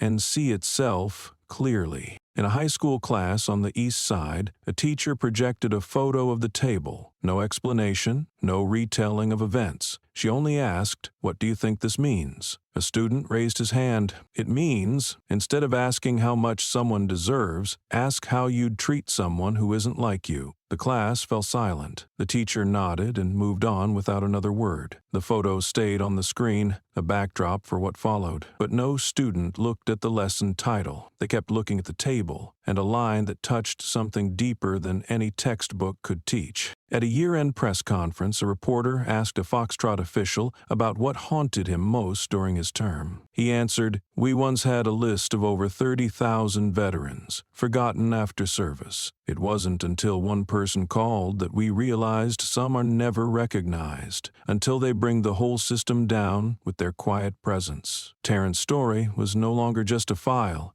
It had become an undercurrent, not visible, but enough to shift the course of reckless ships. Every baseless eviction was measured differently. Every scornful glance met hesitation, and everyone who read about him, whether in a hashtag, a news clip, or a wooden plaque, knew that if they'd been there that day, what they did or didn't do might have become part of the story. The table stayed exactly where it was, and when the snow fell, people often noticed the ring of moisture left by half-finished cups of coffee next to an empty spot where no one sat. It seemed that place wasn't meant for remembrance, but to ask every person who entered, "What would you do if next time the person sitting there had no patch, no badge, no one to call?" Because sometimes what makes a person worthy isn't what they carry, but how the world chooses to treat them when they have nothing but themselves. One early morning, just as the diner opened, a new employee wiped down the corner table and paused. Under the glass top lay a small patch, worn and faded, bluish-gray with frayed edges but neatly folded into a square. No badge, no inscription, just a symbol someone once carried, placed there as part of the place. Neither decorated nor explained, the employee leaned in for a closer look and asked, "Whose patch is that?" Someone behind the counter didn't turn but answered immediately, "It belongs to the one who stayed silent until silence was no longer a virtue." The words came softly, without preaching or storytelling, just a simple truth repeated daily so those who'd never heard would understand that some presences need no name tags to change how people behave. The new employee didn't ask for more, but all day long, whenever he passed the corner table, his eyes lingered briefly, not out of curiosity, but as if measuring himself. Maybe he didn't know the full story yet. Maybe he wore a cap and asked questions, but before fully understanding, he felt the most important thing: some people don't need to speak to be respected, until they are forced to, and then their words make all following silence shameful. People recount his story out of order. Some mention the phone, some remember his eyes when insulted, and others recall a fragment from an internal recording. But most stop at one feeling. His quiet wasn't endurance, but holding on to dignity until the very end. And when he had to speak, he didn't speak in anger, not for revenge, not to reclaim status, but simply to remind that some boundaries should never be crossed, no matter who sits before you, recognized or not. The story ends, not because everything was perfectly resolved, not because the system changed enough that no one like Richie or Doyle remains, but because now, whenever someone faces injustice, no new call is needed to know how to act. Because now, everyone understands, don't let someone like him have to call again.